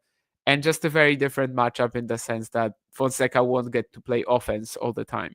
I think even when he's playing someone like Lerner, which, the redirecting skills are amazing. And definitely the fact that he cannot just like blast through him was difficult for him to handle today. At least not on serve. He cannot blast through him. Was difficult. But I think he still enjoys something like that more than he does someone like Humbert, who's going to force him to defend a lot. It's not going to be easy. He's super talented, so he has a shot, but it's not going to be easy. But yeah, Ugo Humbert, Lerner Tien, the rematch. Ozan, thank you for the donation. And yes, I will definitely pronounce this in Polish. Of course, this, by the way, is not like a normal sentence. This is a tongue twister in Polish as well. So you are missing a W, by the way, before Szczebrzeszyn. Szczebrzeszyn is the name of a city. Chrząszcz is like an insect. And then the other words like brzmi, sounds and stuff like that. But basically, it's supposed to say in Szczebrzeszyn. So let me say the tongue twister now. W Szczebrzeszynie chrząszcz brzmi w Trzcinie. As you can hear, it's pretty tough, even for a Polish speaker. I have a slight issue with my speech on like sh, so it's also tough for me on the sh sound. This one is probably okay. Like I think I say it's more or less as any other Pole would. w Szczebrzeszynie, Chrząszczmi w Trzcinie, but I have massive issues with Szedł Sasha Suchą Szosą. That's one where the fact that I like have this, I don't know, speech impediment, a slight one, is very difficult for me. But this one too, because there's a lot of sh and stuff like that. Anyway, yeah, it's a difficult one for sure. Umber doesn't really like weather, right? You mean just outdoors? Yeah, I mean, he's definitely much better indoors. But these courts are pretty slick. And, you know, he's won Dubai before, for example. So it's not like he is, horrible outdoors. But yeah, I mean, indoor courts, anything slick in general, anything low bouncing, fast, that's where he enjoys himself the most.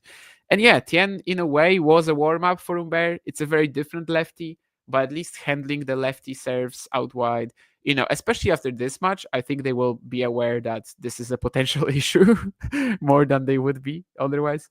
I mean, of course, he's already played Umber. They know that it will be. But yeah. Fonseca should win unless he's getting sick. Oh, no, that's a big call. Winning the challenger may have taken it out of him. Of course, it's not ideal that he played 5 matches last week, but at the same time, he gained 175 points. So it's also not the worst, no doubt. And I think that, obviously Phoenix ended on a Sunday. So quite a lot of time for Fonseca to recover. And yeah, because he has that day off, I do think he has a shot against Umber. Tomorrow, I think he's done. Also getting sick today, yeah, we just don't know, but dizziness usually doesn't last all that long, right? I mean, it's probably like a 1-day problem rather than an entire event problem, at least most of the time. Oscarotte famously vomited twice on the way to qualifying for the US Open, and then, of course, ended up reaching the forefront. So that is something to look at. And I do think he was the original post-puke player, because at the time he was ranked like 140 in the world. He actually had never been in the top 100. And then less than a year later, he was number 36 maybe at his peak.